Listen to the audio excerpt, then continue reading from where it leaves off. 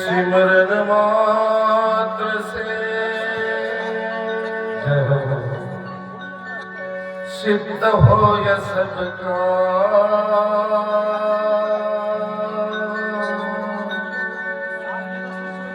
So हम पर कृपा करे श्री दत्तात्रेय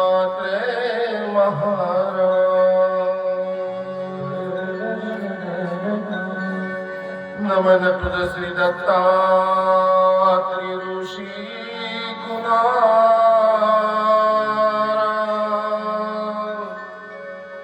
मधवरी करे कृपा दे पदांबुज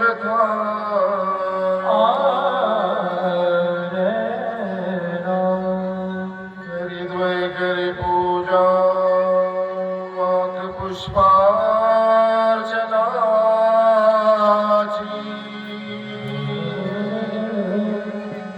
जय जय प्रभु राया आरती अंतराची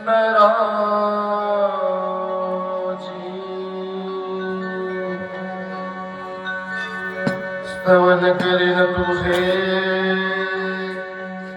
दोष होईल स्वामी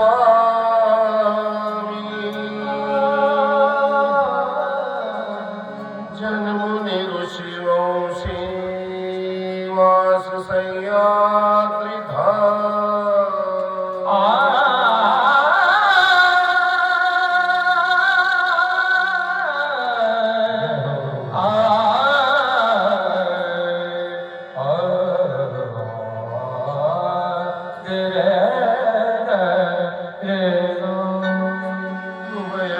नटोनी मानवी वेशधारी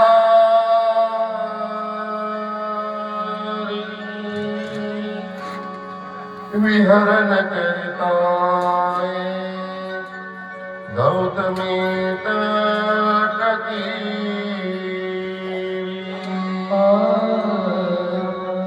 विहरण करताय गौतमी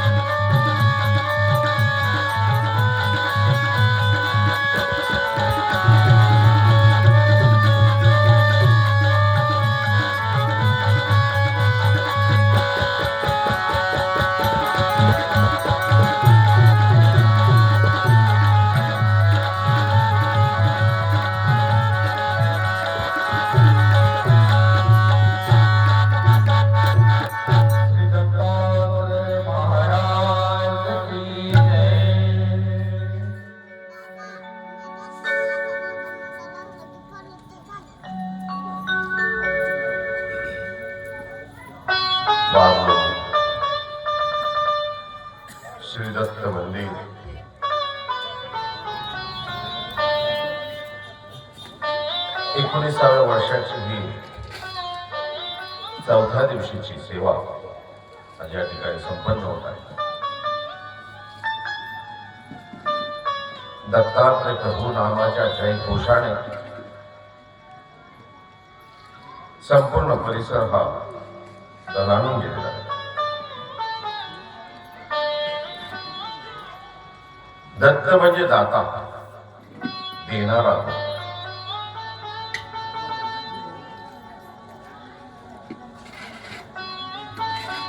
इतना दिया सरकार ने जितनी मेरी औकात, ये तो कर्म है मेरे दाता का, वरना ऐसी कोई बात मुझमें नहीं. जय हो. हे देणं देवाच आहे आणि तो दाता भगवान श्री दत्तात्रय प्रभू.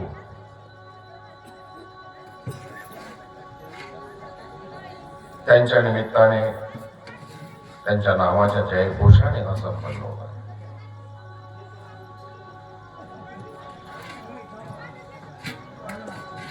कालचे पुष्प गुंफत असताना आपण दत्तात्रय प्रभू महाराजांचा जन्म अर्थातच अवतार दिन हा कसा झाला हे आपण पाहिजे. श्री प्रभूंच्या श्री दत्तात्रय महाराजांच्या या सह्याद्रीच्या पर्वतामध्ये नाना विषय विविध रूपाने लीळा ह्या अविरतपणे सुरू असतात. 400 किलोमीटर पर्यंत पसरलेली ही सह्याद्रीच्या पर्वतावर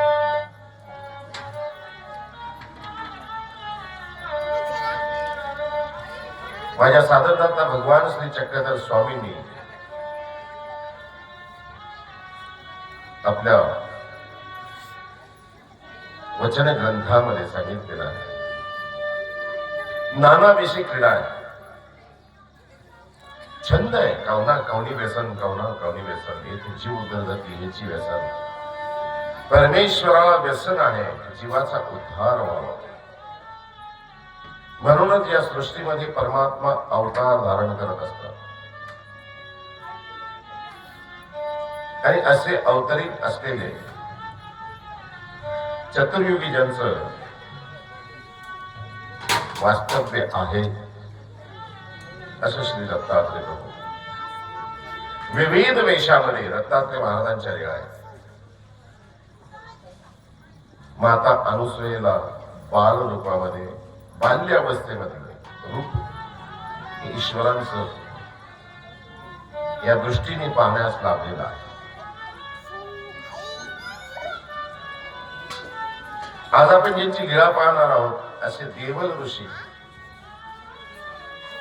या देवल ऋषींचं आज गर्भहरण करून श्री दत्तात्रय महाराजांनी एक मन मिळवणी, मन जुळवणी केलेली आहे. देव ऋषींनाही दत्तात्रय प्रभू महाराजांनी बाल रूपामध्ये,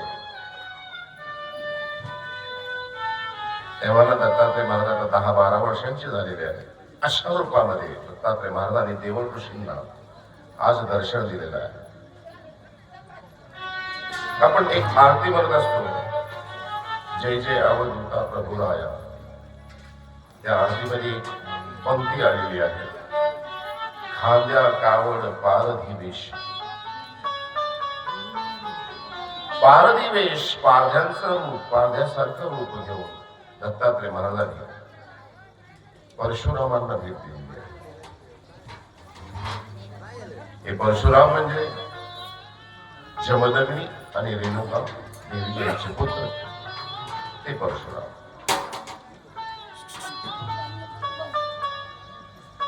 तिसरं दर्शन एक मातंग वेशामध्ये दिलेलं आहे. चांगदेव भट आणि डखले नावांचे भक्त होते, त्यांनाही दत्तात्रय महाराजांचं दर्शन झालेलं आहे.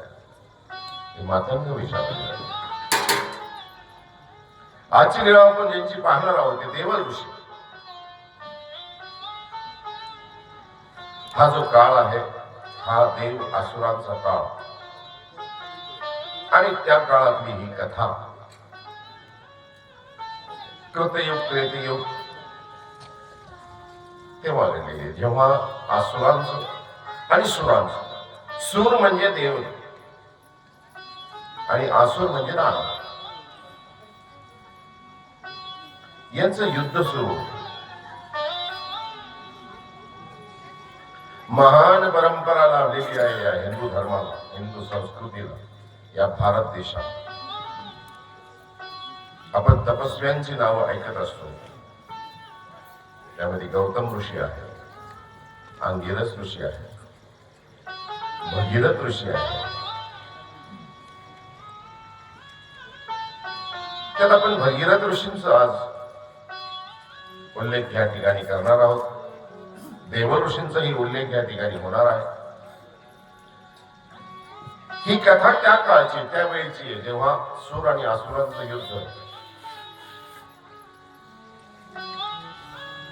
युद्ध सुरू होते दोघांचं. सूर म्हणजे धर्माचे, सत्याचे, आणि असुर म्हणजे अधर्माचे.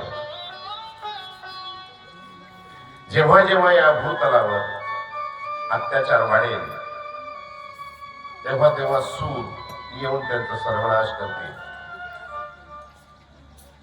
असे हिंदू ग्रंथामध्ये यांच्या लीळा आपण वाचत असतो, पाहत असतो, ऐकत असतो. आसुरांनी उच्छाद मांडलेला आहे आणि अशा काळामध्ये सूर जे आहेत, म्हणजे देवता लोक आहेत, ते युद्धासाठी येत आहेत. सूर जे आहेत ते धर्माने, असुर मात्र म्हणजे छल कपटाने. मानवांना तर त्रास द्यायचाच द्यायचा, देवांचं नाव घेणारे आहे त्यांना त्रास द्यायचाच द्यायचा, ब्राह्मणांना त्रास द्यायचाच द्यायचा. देवाचं नाव जो कोणी घेईल त्यांना त्रास द्यायचा, जो कोणी राजा असेल त्यालाही त्रास द्यायचा. मग हे ऋषी मुनी वगैरे सगळे देवाची आराधना करायचे, देवाला आळवायचे, देवाला विनंती करायचे, देवा अरे तू आम्हाला जन्म दिलास तर देवाचं नाव घेण्यासाठी दिलेलं आहे, आणि हे आसुरांचा आम्हाला त्रास होतो. पण देवता लोक या भूतलावर यायचे, पाताळात जायचे आणि आसुरांशी युद्ध व्हायचं. आसुर हे कपटी. सूर खाली आले भूतलावर की पाताळात जायचे. देवता लोक पाताळात गेले की हे पाण्यामध्ये लपायचे. देवता पाण्यामध्ये गेले की हे भूप जमिनीवर यायचे. असं समोरासमोर दोघांचं कधी सामनाच होत नव्हता, दानवांचं आणि देवतांचं. आणि अशा काळामध्ये जसं आपण एखाद्या विरोधकाला किंवा वैर्याला पाठीमागे पळून पळून त्याला घाळ करत असतो, त्याप्रमाणे ह्या आसुरांनी आता हे धूम धरलेलं होतं की देवांना असं पळूनच आपण घाळ करायचं, त्यांच्या हाती लागायचं नाही, समोरासमोर युद्धच करायचं, पाण्यात लपायचे. देवता पाण्यात गेले की जमिनीवर यायचे. मग सगळ्या देवतांची एकदा मिटिंग बसली, त्यांनी विचार केला, त्यांनी आता असं नाही करणार, असं जमणार नाही.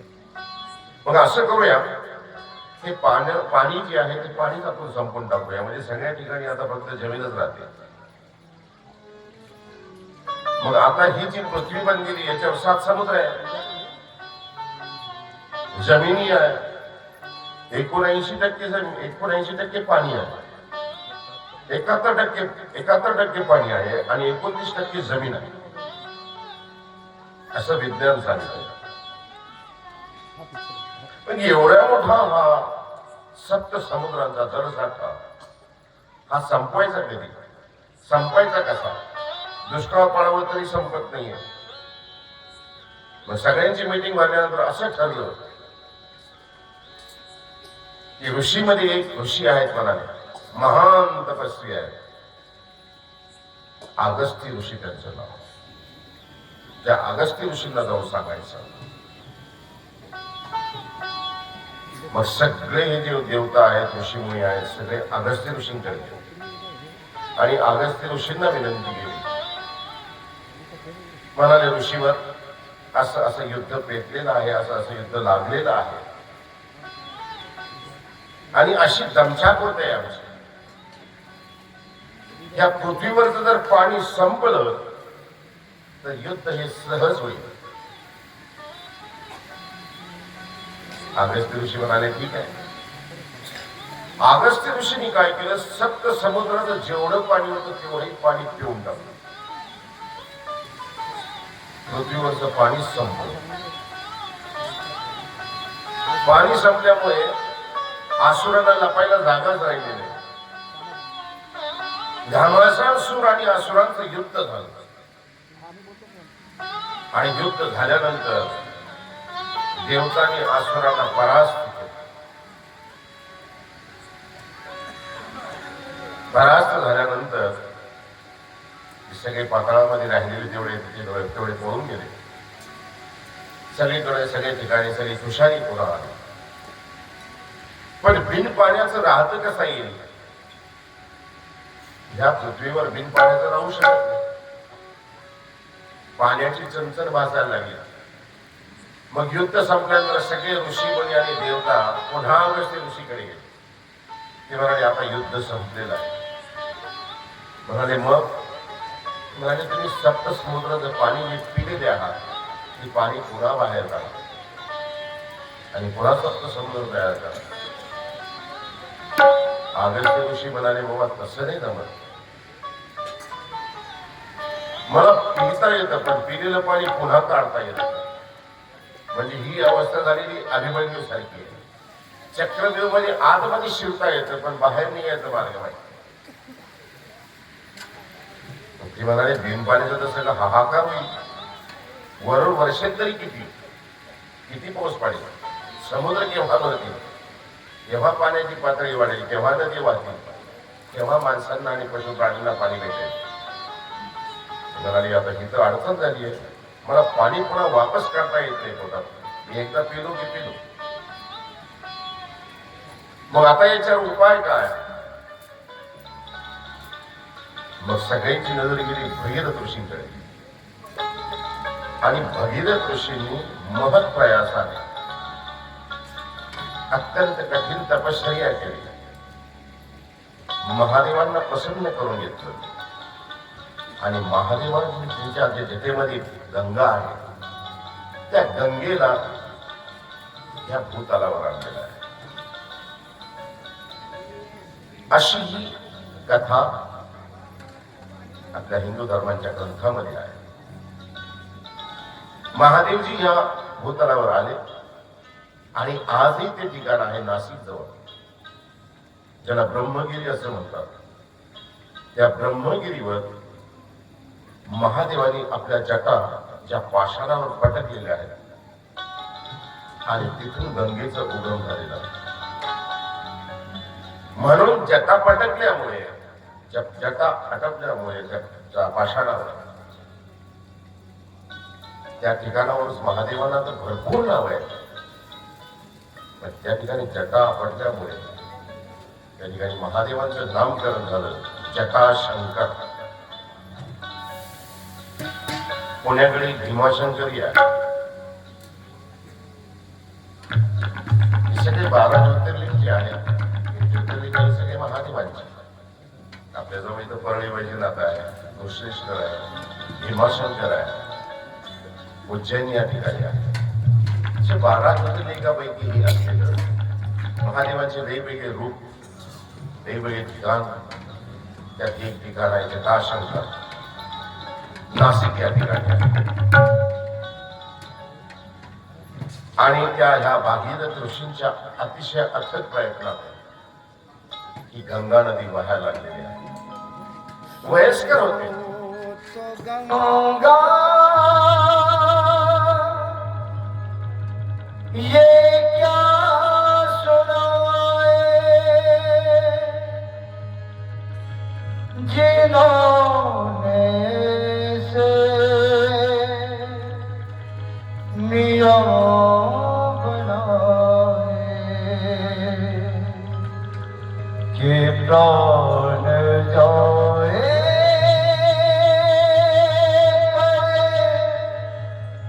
वचन न जाए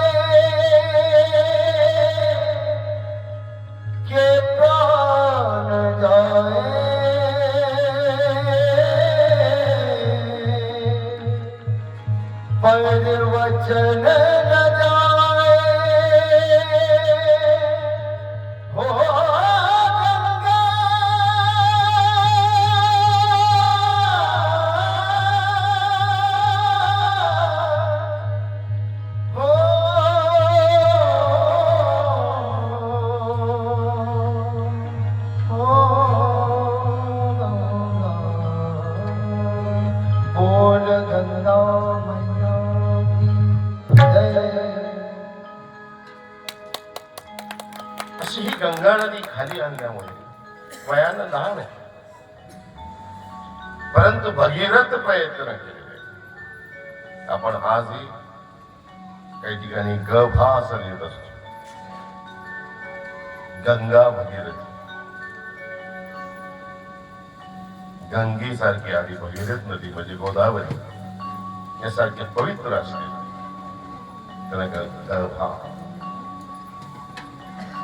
भगीरथ ऋषींनी अत्यंत अथक प्रयत्नातून ही आणलेली नदी गोदावरी या मराठवाड्यामधून वाहते.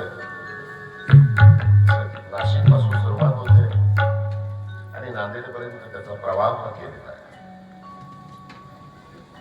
अशी ही भगीरथ ऋषी वयाने लहान होते, परंतु सगळे त्यांचा मान सन्मान करत होते. संन्यासी असेल तो वयावर अवलंबून नसतो. संन्यास हे त्याच्या संयमावर, त्याच्या प्रयत्नावर, त्याच्या समजूतदारपणावर अवलंबून असते. काही काही लोकांचे वय खूप वाढतंय पण संयम नसतो, समजूतदारपणा नसतो. काही काही लोकांचं वय फार कमी असतं पण समजूतदार, संयम, चर्या अत्यंत श्रेष्ठ असते. भगीरथ ऋषींचं वय फार लहान, परंतु सगळे ऋषी त्यांना मानायचे की यांच्यामुळे पुन्हा पृथ्वी सुजलाम सुफलाम झाली. असे हे भगीरथ ऋषी. आता एक वेळेस महाराष्ट्रामध्ये सगळ्या ऋषीमुनींनी ठरवलं की एक महायज्ञ करायचं. पण महायज्ञ करायचं म्हणजे काय करायचं? सगळे ऋषीमुनी सगळ्यांना बोलवायचं, सगळ्यांना आमंत्रित करायचं. त्यांचे आखाडे त्या ठिकाणी येतील आणि मग आखाडे आल्यानंतर त्या ठिकाणी एक महायज्ञ करायचा असं ठरवलं. आता जसं आपल्या या भारत भूमीमध्ये 4 ठिकाणी हे सुरू असते. आता यावेळेस नाशिक या ठिकाणी आहे, उज्जैन या ठिकाणी होते, वरी अजून एक वाराणसी या ठिकाणी होते. असे 4 ठिकाणी असे कुंभाचे मेळे होतात, कुंभमेळे म्हणतात. हे कुंभमेळे म्हणजे काय आहे? समुद्र मंथनाच्या वेळेस समुद्र मंथन जेव्हा झालं तेव्हातून त्याच्यातून असे रत्न निघालेले. त्या रत्नापैकी एक रत्न असं अमृताचा कुंभ निघालेला आहे, एक विषाचाही कुंभ निघालेला आहे. विषाचा कुंभ, विषाचा जो घडा होता तो घ्यावा कोणी, घ्यावा कोणी?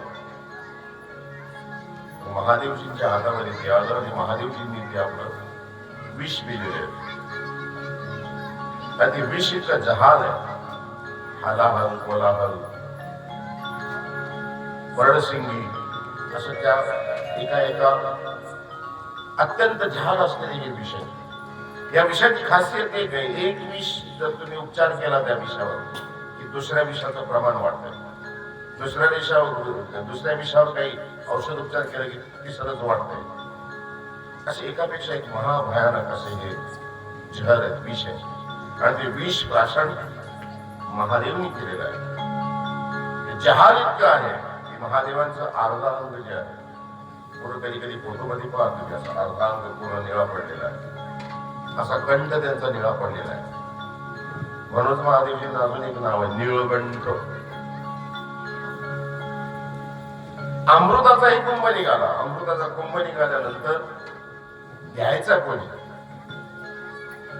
आसुराने घ्यायचं की सूरनी घ्यायचं? कुंभ घेतल्या गेलं आणि देवता लोक पळायला लागले. त्याच्या मागे आसूर लागले आणि आसूर लागल्यानंतर ते पळता पळता पळता कोणी म्हणतं 4 ठिकाणी ते कुंभ ठेवल्या गेलं, कोणी म्हणतं 4 थेंब त्यांचे 4 ठिकाणी पडले. म्हणून त्या ठिकाणी कुंभाचे मेळे असे भरतात. कुंभमेळा त्याला आपण म्हणतो.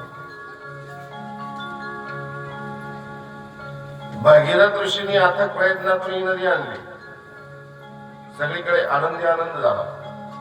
पण असं ठरलं की एक महायज्ञ करायचा आहे. यज्ञामध्ये सगळ्या ऋषी मुनींना आणि सगळ्या आखाड्यांना आमंत्रित केलं गेलं. आता ज्याचं कर्तृत्व मोठे असेल त्याला मान दिला जातो. गावामध्ये जो समाजासाठी करत असेल, लोकांसाठी कार्य करत असेल, आता इलेक्शनचा पिरियड आहे, आपण त्याला नेमके सहज आपण त्याला सरपंच बनवतोच की. वॉर्डमध्ये कार्य करत असेल, काम करत असेल तर त्याला आपण काही मेंबर वगैरे बनवतो. तसं यज्ञ करत असताना सुद्धा यजमान पद कोणाला द्यावं असं ठरवायचं. मग सगळे एका ठिकाणी जमले. भगीरथ ऋषी जमले, देव ऋषी त्या ठिकाणी आलेले.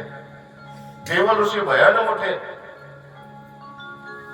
पण कर्तृत्व त्यांच्यापेक्षा थोडस कमी आहे. पण यांना वाटायचंय मी वयस्कर आहे, मी वयोवृद्ध आहे, हे यजमान पद मला भेटावं. पण अहंकार आहे, अहमभाव आहे. आता अहमभावामुळे ती कोणाला दंडवत करायला तयार नाही, कोणाला नमस्कार करायला तयार नाही, कोणाला विचारायला तयार नाही. आता साधू संतांजवळ कसं आहे, लिनतेने जावं लागतं, लिनतेने असावं लागतं. आता ही लिनता त्यांच्या ठिकाणी नाहीच. सगळ्या ऋषीमुनींनी पाहिले की देव ऋषी असं का वागताय, एवढे मोठे वयस्कर आहेत, हे जर चांगले वागले असते, चांगले राहिले असते तर आपण यांच्याविषयी विचार केला असता. पण ते कोणाला जुमानीत ना, कोणाला सन्मानच करीत ना, कोणाच्या जवळच जात नाहीये, आपल्या अहंकारामध्ये राहत आहे. आणि चर्चेत ते असं ठरलं की ह्या महायज्ञाचं यजमान पद जे आहे ते भगीरथ ऋषींना द्यायचं. देवऋषीने ह्या गोष्टीचा फार मोठा संताप आला, त्यांना राग आला. तेवढ्याच सभेमध्ये देवऋषी पाय पटकत पटकत उठले आणि एकटेच त्या सभेतून निघून गेले. सभेतून निघून गेल्यानंतर सगळ्यांना या गोष्टी आवडल्या नाही. घरामध्येही आपण जेव्हा वागतो, बोलतो किंवा काही पाहुणे येतात त्यावेळेस आपलं वागणं सौजन्याचं असावं, नम्रतेचं असावं. घरातले वयस्कर माणसं आपले घरामध्ये असताना आपण त्यांच्या समोर उर्बेटतेने वागणं किंवा अहंकार आणि अहमभावाने वागणं ही चांगली गोष्ट नाही. हे कोणालाच पटणार नाही. त्यांनाही सगळ्या साधू संतांना आखाडे जेवढी आले होते ऋषीमुनींना, त्यांनाही सगळ्यांना कोणालाही पटलं नाही. पण अहंकार अशी वस्तू आहे की जसं एखादा माणूस घराच्या छतावर उभा राहतो, त्याला खालचं सारं दिसतं पण तू वर पाहू शकत नाही स्वतःला. किंवा एखाद्या दारू पिलेल्या मद्यपान केलेल्या माणसासारखं त्याचं असतं. तो मद्यपान भरपूर केल्यानंतर त्याला असं वाटतं सारं जगच, सारी दुनियाच नशेमध्ये आहे, फक्त मी शुद्धीवर आहे. अहंकाराची खासियत असते. अहंकार करूच नाही. अहंकार कोणाचा राहिलेला आहे? रावणाचाही अहंकार राहिला नाही, कंसाचाही अहंकार राहिला नाही. धन गेलं, वैभव गेलं, वंश गेलं, सगळं अहंकाराच्या पायी. दुर्योधनाने थोडासा अहंकार जर सोडला असता, थोडी लिंतेने घेतलं असतं, आजही त्यांच्या वंशवाळी राहिली असते. पूर्ण लंका जळून गेली तरी अहंकार रावणाने सोडला नाही. आणि हे माणसामध्ये काही सांगावं लागत नाही, उपजत असतं. देवानं माणूस बनवत असताना सगळ्या गोष्टी बनवल्या. माणसाला आता आपल्या माणूस आहे, आपण बनवतो. जसे इंद्रिय आहे, जसे वायू आहे, चार चातुष्ट आहे, मन बुद्धी चित्त अहंकार. माणसाला मन असतं, माणसाला बुद्धी असते, माणसाला चंचल चित्त असतं आणि अहंकार एक वस्तू असते. अहंकार म्हणजे कशी ही वस्तू? अहंकार सगळ्या ठिकाणी असतो, सगळ्यामध्ये असतो. साधू संतांमध्ये मध्येही असतो आणि ग्रस्ताश्रमामध्ये असतो. पण एखादा नाग असतो, तो नाग जसं आपण टोपल्यामध्ये बंद करून ठेवला की तो बंद राहतो. टोपल्याचं झाकण काढलं की तो फणा बाहेर काढतो. त्याप्रमाणे अहंकार सगळ्यामध्ये आहे. पण काही मात्र आपल्या चर्येने, ज्ञानाने, संयमाने त्याला त्याचं झाकण दाबून ठेवत असतात. आणि काहींचं झाकण मात्र नेहमी उघडं असतं, त्या अहंकारामध्ये वागत असतात. तशी अवस्था आज देव ऋषींची झालेली आहे. अहंकारामध्ये पाय पटकतच सगळ्या ऋषीमुनीच्या समोरून निघून गेलेले आहेत. सगळे रथी महाराज ते ऋषीमुनी त्या ठिकाणी बसलेले आहेत. सगळ्यांची तपश्चर्या पाहावं, संयम पाहावं, एकापेक्षा एक वरचढ आहे. पण भगीरथ ऋषीचा अहंकार मात्र जायला तयार नाही. कोणी समजवलं तर समजूनही घेत नाही. अशी अवस्था भगीरथ ऋषींची आहे. सगळ्यांसमोर पाय पटकत देव ऋषींची झालेली आहे. अशा सगळ्यांसमोर पाय पटकत पटकत पटकत देव ऋषी निघून गेलेले आहेत. निघून कुठे गेले तर सह्याद्री पर्वतामध्ये. ज्या ठिकाणी देवदेवेश्वरी संस्थान आजही आहे, इतका राग आणि इतका संताप त्यांच्या मनामध्ये आहे की त्यांच्या त्या दाहामुळे, त्यांच्या संतापामुळे आसपासचा जेवढाही जंगलाचा परिसर आहे, म्हणजे 12-12 कोस पर्यंत, तिथे सगळे झाडं जळून गेले, सगळे गवत जळून गेले. इतका राग आणि इतका दहा त्यांच्या मनामध्ये. मग आलेला राग आणि दहा त्यांनी काय करावं? आता ऋषी येते, त्या ठिकाणी त्यांनी आपली स्थापना केली, त्या ठिकाणी आसन वगैरे टाकलं आणि आसन टाकून त्या ठिकाणी बसलं. मनामध्ये राग, हृदयामध्ये आग आहे. काशीला जायचं, स्नान करायचं, मुठीमध्ये वाळू भरून आणायचं आणि वाळू भरून आणून त्या ठिकाणी एक महादेवाची लिंग त्यांनी बनवायला सुरुवात केली. दररोजचा त्यांचा तोच क्रम. साधना करायची, साधनाला बसले की एक मूठ त्या ठिकाणी ती वाळू, त्याचं महादेवाचं लिंग. दररोज काशीला जाणे, स्नान करणे, एक मूठ वाळू आणणे, त्याचं लिंग बनवलं. दररोज लिंग 8-8 फूट असं वाढत जायचं. वाढता वाढता वाढता वाढता इतकं वाढलं ते स्वर्गाची सीमा तोडून पुढे निघालं, कैलासापर्यंत गेलं. लिंग वाढे ना का, साधना चाले ना का, पण ती जमीन इतकी तप्त झाली की त्याच्यावर पशुपक्षी सुद्धा वरून जाऊ शकत नव्हतं. ती आग इतकी होती, जी पिंड बनवली होती, जी लिंग बनलेलं होतं, त्याच्यामध्ये दाहच तेवढा होता. आणि यांचा संताप, यांचा राग, ते लिंग सीमा तोडत तोडत तोडत कैलासपर्यंत गेलं. गेल्यानंतर आता सगळे बिनतारी संदेश घेऊन येणारे होतेच. नारायण नारायण नारायण नारायण करत करत करत करत नारद मुनी पोहोचले. देवराज इंद्र स्वर्गामध्ये आले. आणि आल्यानंतर त्यांनी इंद्राला विचारलं का हो इंद्रदेव, तुम्हाला काही कळलं का नाही, काही माहिती की नाही? तिला काय झालं? अहो म्हणाले, एवढं बालंड आलेलं आहे ह्या पृथ्वीवर, तुमचं लक्ष कुठे आहे? ते म्हणाले, काय काय झालं काय? अहो ते म्हणाले, खाली देवल ऋषींनी लिंगाची स्थापना केलेली, त्याचं 10 पाहा म्हणाले कुठेपर्यंत आहे. 12-12 कोस पर्यंत त्या ठिकाणी घासगवतही राहिलेली, मोठे वृक्ष तर सोडाच, पशुपक्षी सुद्धा तिथं पाय ठेवू शकत नाही, जाऊ शकत नाही, वरूनही जाऊ शकत नाही आणि खाली चालू शकत नाही. इतकी सीमा वाढलेली आहे त्या लिंगाची की आता ते कैलासपर्यंत गेलेलं आहे. म्हणाले, पहा तुम्हीच पहा. देवराज इंद्राने पाहिल्यानंतर सगळ्यांची सभा बोलवली त्यांनी लगेच. हो म्हणाले, याच्यावर काही पर्याय आहे की नाही, काही उपाय आहे की नाही? काय उपाय करणार बाबा? ऋषींचं येते, ऋषींचं दार, त्या लिंगामध्ये इतकी अग्नी आहे, 12-12 कोस पर्यंत जमीन सगळी तप्त झालेली आहे. तसं तांबा तापावं, त्याच्यापेक्षा एक भयंकर अग्नी आहे. खैराचं इंद्र जशी आग असते त्याच्यामध्ये, त्याच्यासारखी अग्नी आहे त्याच्यामध्ये. आपण काही करू शकत नाही त्याला, हे आपल्या बसच्या बाहेर आहे. त्याला कोणी समजवायला कोणी तयार नाही. कोण समजवेल त्यांना? कोण जाईल त्यांच्याजवळ? 12-12 कोस पर्यंत ते जाताच येत नाही. मग ब्रह्माजींना सांगितलं, तुम्ही काहीतरी करा. ते म्हणाले, ते ऐकणार नाही. महादेवजी ते म्हणाले, आपणही काही नाही. मग आता तुम्हाला एक उपाय सांगतो म्हणाले. असं करा, ब्रह्माजी म्हणाले सगळ्यांना, तुम्ही असं करा, सगळे ऋषी मुनी आणि सगळे देवता लोक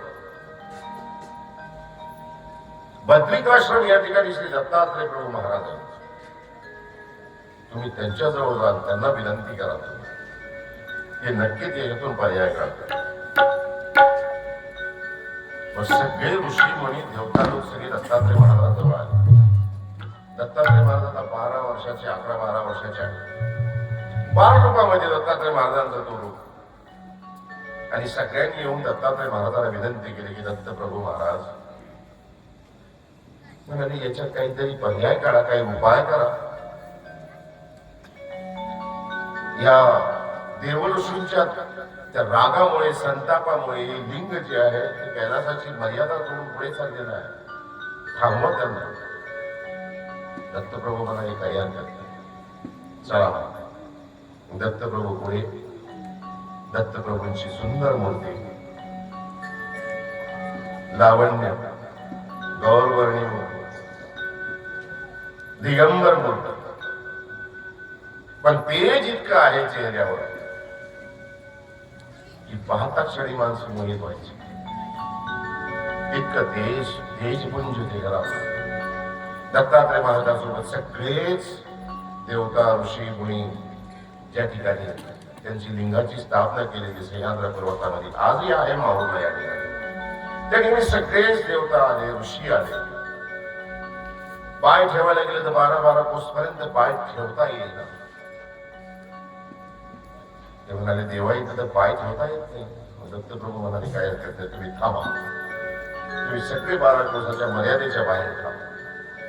मग एक ते दत्तात्रय प्रभू बाल रूपामध्ये ज्या ठिकाणी लिंगाची स्थापना केलेली होती त्या ठिकाणी दत्तात्रय प्रभू पोहोचले. आणि ज्या ठिकाणी त्या ऋषींचं, देव ऋषींचं आसन होतं त्या ऋषीच्या आसनावर जाऊन बसलेले. त्या काळामध्ये, त्या वेळेमध्ये सकाळ सकाळची वेळ आणि ऋषी गेलेले काशीला स्नान करण्यासाठी. काशीला स्नान केलं, मूठभर वाळू घेतली आणि आपल्या त्या स्थानापर्यंत यायला लागले. लांबूनच त्यांनी पाहिलं की माझ्या आसनावर कोणतरी बसलेलं आहे. पहिलं तर विचार केला की कोणाची यायची इथं हिंमत नाहीये, इथं कोणी पाय ठेवू शकत नाही. माणसं काय, देवता काय, प्राणी काय, पक्षी काय, कोणीच येऊ शकत नाही. माझ्या आसनावर बसलंय कोण? पाहिलं तर एक तेजपुंज त्यांना असं दिसलेलं आहे, कोणतरी आहे त्या ठिकाणी. आणि त्या ठिकाणी पाहिल्यानंतर ऋषी त्या ठिकाणी येत आहेत आणि दत्तात्रय प्रभू मात्र त्यांच्या आसनावर विराजमान असलेले. सुंदर प्रसन्न मुद्रा दत्तात्रय महाराजांची. देव ऋषी येत आहेत, जवळ येत आहेत. त्यांनी पाहिलं की कोणतरी वेगळं सामर्थ्यवान आहे. असं कसं माझ्या आसनावर कोणी येऊन बसेल? पाहिलं तर हे सामर्थ्यवान असल्यामुळे ते आले आणि त्यांनी हात जोडले. त्यांनी ओळखलं हे दत्तप्रभू आहेत. त्यांनी हात जोडले. दत्तात्रय महाराजांनी त्यांना आशीर्वाद दिला आणि दत्तात्रय महाराज त्या आसनावर बसल्या बसल्याच आपल्या हातामध्ये 2 पान आणि एक सुपारी घेतली आणि आपल्या सामर्थ्याने, विज्ञान शक्तीद्वारे इतका उंच हात नेला की जिथपर्यंत ते लिंग गेलं होतं तिथपर्यंत त्या ठिकाणी दत्तात्रय महाराजांनी पानाचा विडा बांधला आणि ते जे लिंग आहे ते आपल्या हाताने त्याला असं खाली दाबायला सुरुवात केली. ते लिंग दाबता दाबता दाबता दाबता इतकं खाली दाबलं गेलं की आता फक्त 3.5 हात पर्यंत वर राहिले. लगेच ऋषी जी होती त्याच्या पायाशी पडली. प्रभू थांबा म्हणाले. चिरायो स्वयंभो अवतार तुझा महायोगी राजा दत्तात्रया. चिरायो स्वयंभो अवतार तुझा महायोगी राजा दत्तात्रया. चिरायो स्वयंभो अवतार तुझा महायोगी राजा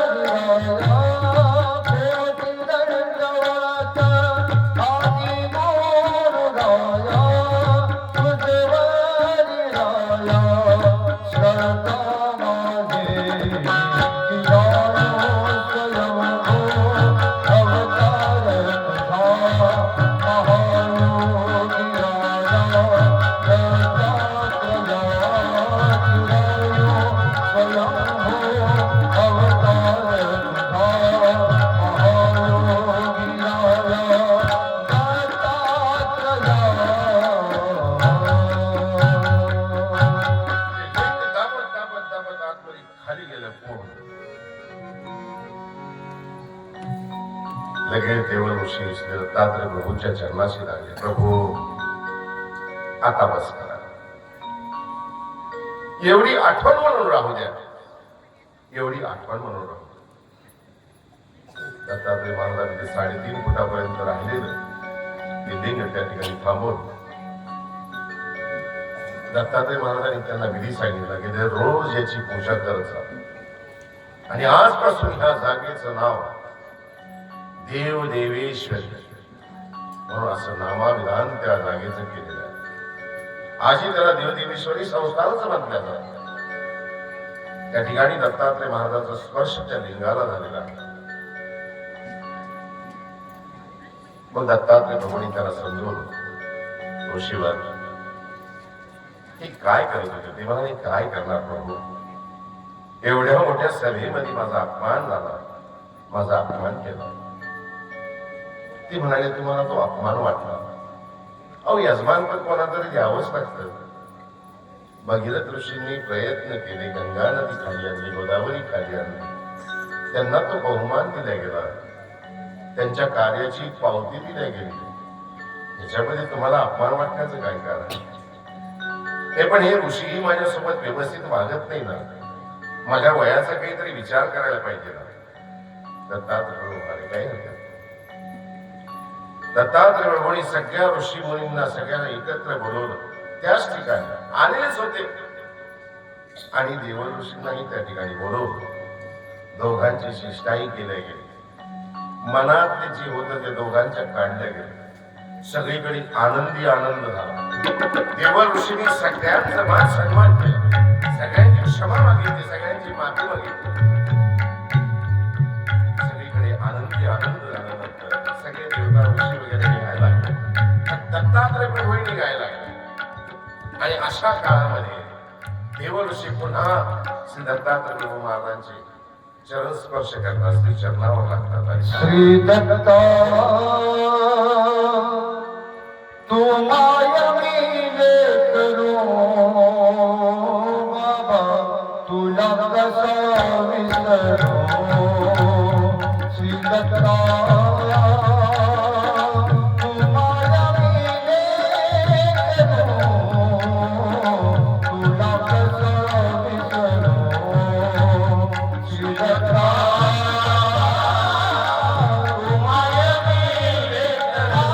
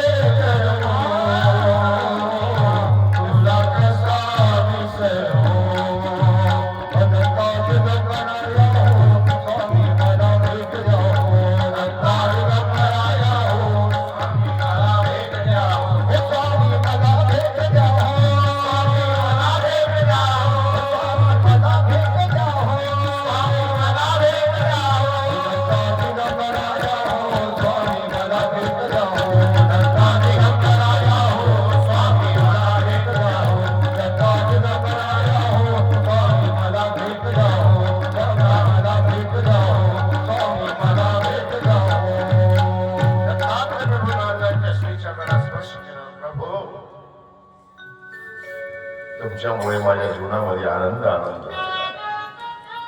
वाळीत टाकणे बरोबर फार फार वाईट गोष्ट आहे हो. ज्याला वाळीत टाकलं जातं त्याला विचार. घरामध्ये किंवा प्रपंचामध्ये एखाद्याला आपण बोलणं बंद करतो त्याच्यावर काय भेटते हे त्याला माहिती असतं. एखाद्याचा आपल्याला राग येतो किंवा एखादा आपण बोलल्यानंतर ऐकत नाही तर आपण मग जाऊ दे त्याला बोलायचंच नाही. तो तुमच्या समोर म्हणतो जाऊ दे नका बोलू काय हरकत नाही मी तुम्हाला काय तुमच्या वाचून काही राहिलं का पण त्याचं मन सतत आतमध्ये जळत असतं. तसं देवल ऋषींना जरी सगळ्यांनी वाळत टाकलं तेव्हा जा मला कोणाची परवा नाही पण हृदयामध्ये एक वेगळी ज्वाला होती वेगळी जाग होती. का असं माझ्यासोबत मी काही इतका वाईट आहे का की सगळ्यांनी मला वाईट टाकावं असं प्रत्येकाला वाटतं. देवल ऋषींनाही वाटतं. पण होतं काय नेमकं आपल्यातल्या अहंकाराची आपल्याला जाणीव होते थोडीशी भिंत असते की सगळ्या गोष्टी सरळ आणि सहज होतात पण आपण मानायला जुमानायला तयार नसतो. हा इतिहास हेच आपल्याला शिकवत असतं की जीवन कसं जगावं कसं जगायला पाहिजे. आपण देवऋषींनी दत्तात्रय प्रभूंचे श्रीचरण धरल्या देवाला विनंती केली की देवा आता सगळा आनंदी आनंद झालेला आहे. आता सगळं ऋषीपूर म्हणजे माझे भाऊबंदच आहेत सगळे सगळा आनंदी या ठिकाणी असताना आता फक्त माझी एक विनंती आहे देवा. दत्तात्रय प्रभू ईश्वर येते जीवाला कसं नाराज करतो. ते म्हणाले मागा काय पाहिजे ते म्हणाले एवढंच वरदान द्या देवा मला की जोपर्यंत चंद्र सूर्य आहे ना तोपर्यंत आपण निद्रा करण्यासाठी या ठिकाणी यावं. म्हणून दत्तात्रय प्रभू महाराजांची निद्रा माहूर या ठिकाणी आहे. ही विशेषता आहे. पांचाळेश्वरी भोजनी तटतरी माध्यान काळे प्रभू नित्याने करी भोजन सुरपती त्या आत्मतीर्थी विभू संध्याकाळ प्रवर्तागत करी मातापुरी पहोडो ऐसा खेळ करी सह्याद्री शिखरी सृष्टांतरी नित्य. जोपर्यंत सृष्टी राहील जोपर्यंत या सृष्टीमध्ये चंद्र आणि सूर्य राहतील तोपर्यंत दत्तात्रय महाराजांची निद्रा माहूर या ठिकाणी आहे. अशा ह्या दत्तात्रय महाराजांच्या वरदानाने आणि स्पर्शाने पवित्र झालेलं ठिकाण म्हणजे देवदेवेश्वरी संस्थान माहूर या ठिकाणी आहे. अशा या दत्तात्रय प्रभूंच्या विरा देवळ ऋषींचं गर्वाहरण. गर्व का होऊ नये माणसाला गर्वही होतच व्हायलाच पाहिजे गर्व असायला पाहिजे. रामायणाची कथा पहा तुम्ही ज्यावेळेस रामायणामध्ये घडलेली युद्ध झालं वनवासी असलेले राम सीता हरणाचा प्रसंग 11 महिने त्या ठिकाणी युद्ध चालू राहिलं. गेलं सैन्य गेलं धन गेलं लंका जळाली पण तरी अहंकार सुटला नाही. रावणी साधा नव्हता. रावणाने कैलास पर्वतच उचललं होतं पूर्ण आणि कैलास पर्वत घेऊनच कैलासास महादेवा सगळं घेऊनच जायचं होतं त्याला.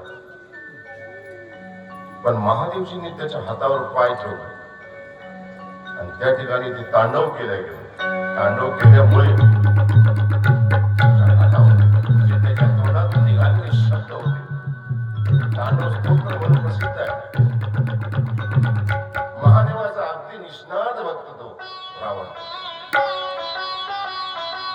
ज्यावेळेस शेवटी तो राहिला मुलगाही गेला इंद्रही गेला इंद्रजितही गेला.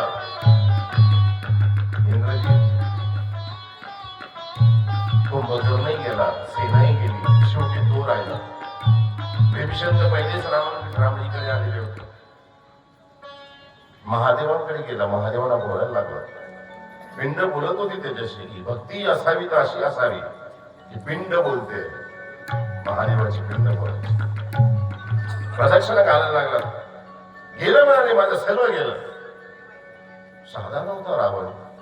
नवग्रहाच्या पायऱ्या केलेल्या होत्या. इंद्राचं आसन होतं बसायला. सोन्याची लंका सांगेन तुम्हाला उद्या सांगेन त्याचा इतिहासही सांगेन. इंद्राचं आसन बसायला नवग्रहाच्या पायऱ्या केलेल्या. आपण नवग्रह जर शनी मागे पुढे वक्री झाला किंवा राहू मागे पुढे झाला तर आपण सगळं काय थयाट होऊन जाते आपली. पण रावणाला त्याच्यावर पाय ठेवून तो चढायचा. पिंडी जवळ गेला महादेवांच्या मंदिरामध्ये बोलायला लागला का मी अहंकार का करू नये. अरे इंद्राला ज्यांनी जिंकलेलं आहे, एक वेळा नाही, 2 वेळा नाही, 7 वेळा जिंकलेला आहे, असा कर्तृत्ववान माझा मुलगा आहे. अरे मी स्वतः अरे कैलास पर्वत उचललं होतं, महादेवालाच माझ्या ठिकाणी आणायचं होतं. एवढी ताकद माझ्यात होती, का अहंकार करू नये. पण अहंकाराला काही मर्यादा असावी, काही सुमार असावी, कोणासमोर करावी ही मर्यादा असायला पाहिजे. अभिमान असावा, अहंकार नसावा. मी भारत देशाचा नागरिक आहे, हा मला माझा अभिमान आहे. अभिमान तर प्रत्येकाला असतो. मी अशा गुरूंचा शिष्य आहे, हा माझा स्वाभिमान अभिमान. मी हे करू शकतो, हे माझा स्वाभिमान आहे. माझ्याशिवाय दुसरं कोणी करू शकत नाही, कोणात हिंमतच नाही, हा अहंकार. हे नसावं काही. किती काले किती गिरे, सदा न जलता किसी का नाटक, दुनिया के आंगन में देख ले दर्पण में, रानी मुखड़ा देख ले दर्पण में. कोण राहिले? जग जिंकायसाठी निघालेले 3 जण. हिटलरही निघाला, सिकंदरही निघाला, मुसोलिनीही निघाला. हिटलर जर्मनीचे, सिकंदर हा ग्रीकचा, बर्बारोन त्याचं शहराचं नाव आहे. आणि तिसरे जे आहेत ते नाव सांगितलं ते फ्रान्सचे आहेत. काय अंत झाला त्यांचा.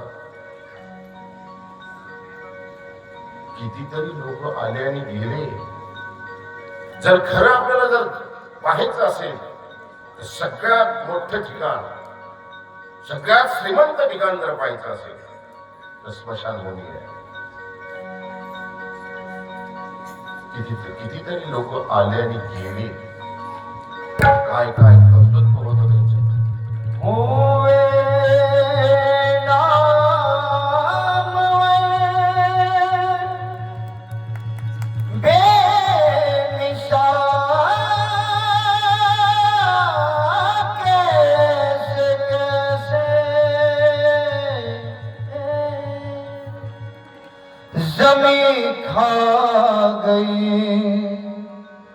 नौजवान कैसे कैसे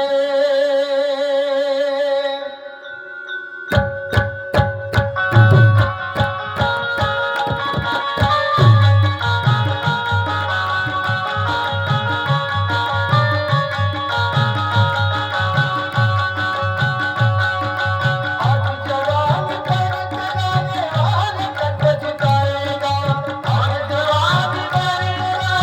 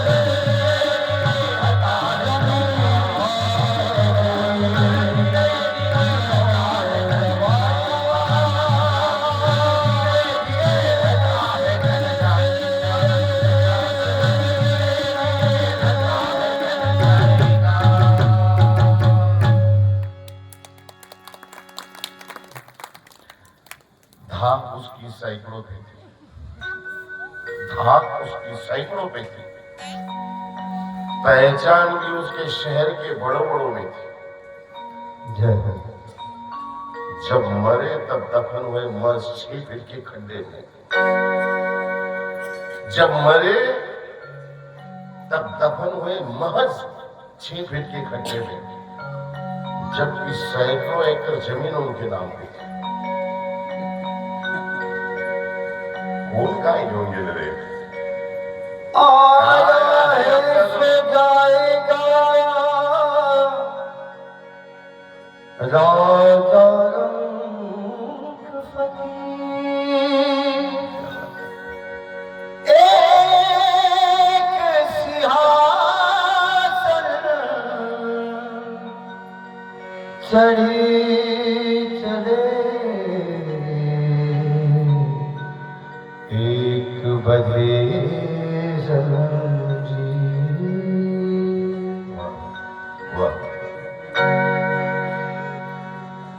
काय कोणी घेऊन गेलोय? कोणीच काही नाही केलं.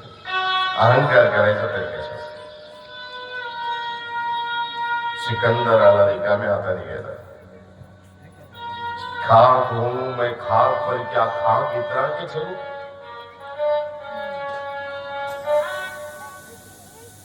मैं जानता हूं खुद को, इसीलिए तो कहता हूं कि जिंदगी की एक रात ऐसी भी होगी कि उसकी फिर कभी सुबह नहीं होगी। जीवनामध्ये एक रात्र अशी येईल की त्याचा पुन्हा आपल्याला सूर्योदय आपण पाहू शकणार नाही. जीवनात एक दिवस असाही येईल की आपलाच प्रोग्राम असेल, आपल्या नावाने त्या ठिकाणी पोरी वाटल्या जाईल, बंदी वाटल्या जाईल. त्या दिवशी आपण त्या ठिकाणी नसतो त्या कार्यक्रमात. असाही एक दिवस येईल. मौत ने समाने को ये समा दिखा डाला, कैसे कैसे रुस्तम को खाक में मिला डाला. पहले कड़ू का पहले कड़ू हुए नामवर बेनिशान कैसे कैसे, जमी खा गई नौजवान कैसे कैसे. हुए नामवर, एकापेक्षा एक होऊन गेलेले रत्न आहेत. आपण तर आत्ता आलो, आपल्या अगोदर कितीतरी मोठी मोठी माणसं होऊन गेलेली आहेत, कितीतरी मोठी होती. तू यहाँ मुसाफिर है, ये सराय पानी है.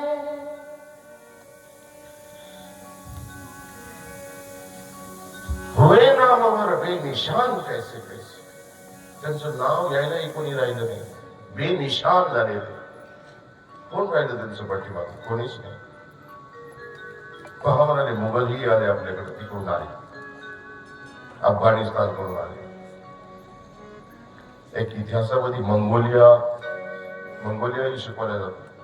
खूप मोठं राज्याचा विस्तार केला, काहीच ते राहिले. मुघल आले, 800 वर्ष राहिले.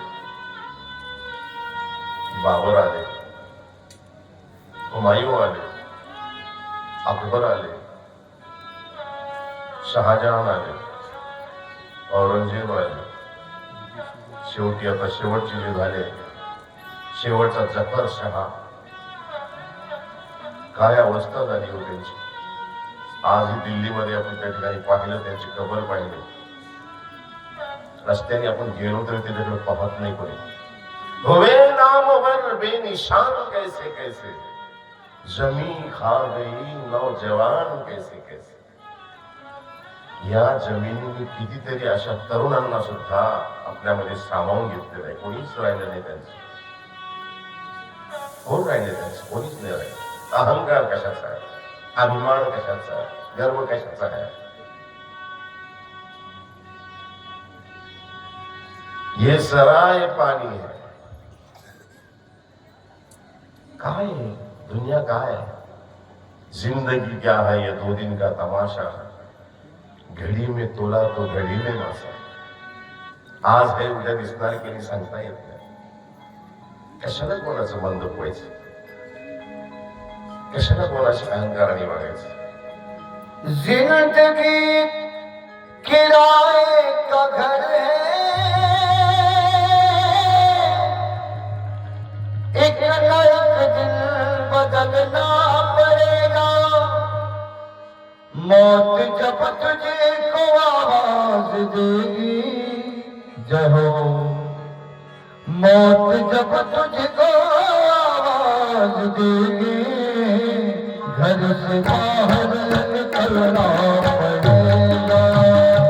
मौत जब तुझको आवाज देगी, घर से बाहर निकलना पड़ेगा. जिंदगी के किराए का घर बदलना पड़ेगा. मौत जब तुझको आवाज देगी, घर से बाहर निकलना पड़ेगा.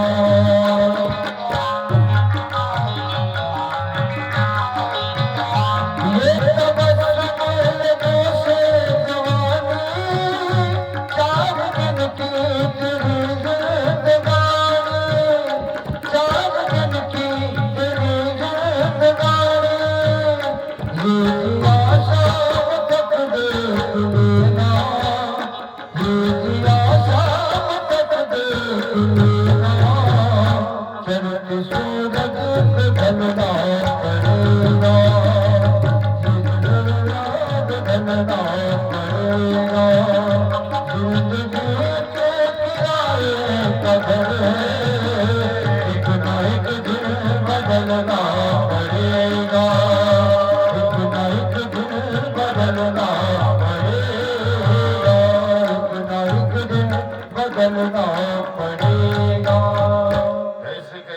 सितम को खाक में मिला डाला।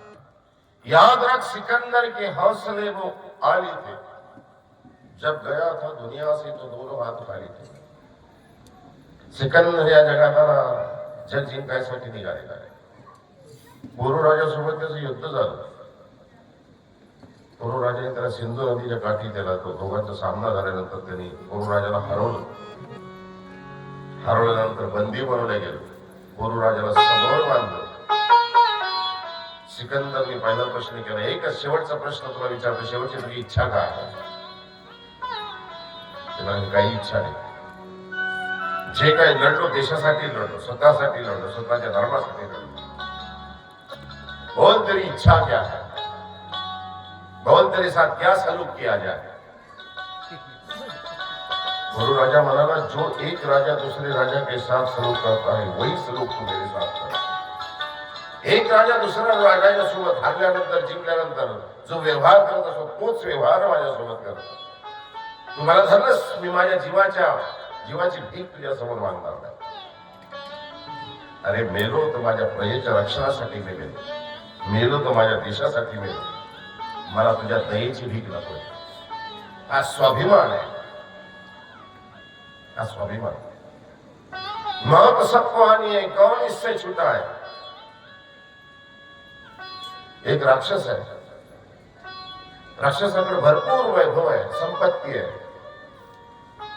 त्याला वाटत होतं मी मरूच नाही, मी मेलो नाही पाहिजे। एवढं सगळं असताना पुन्हा त्याने देवाची आराधना केली, देवाला प्रसन्न करून घेतले। ते म्हणाले, मग काय पाहिजे? ते म्हणाले, देवा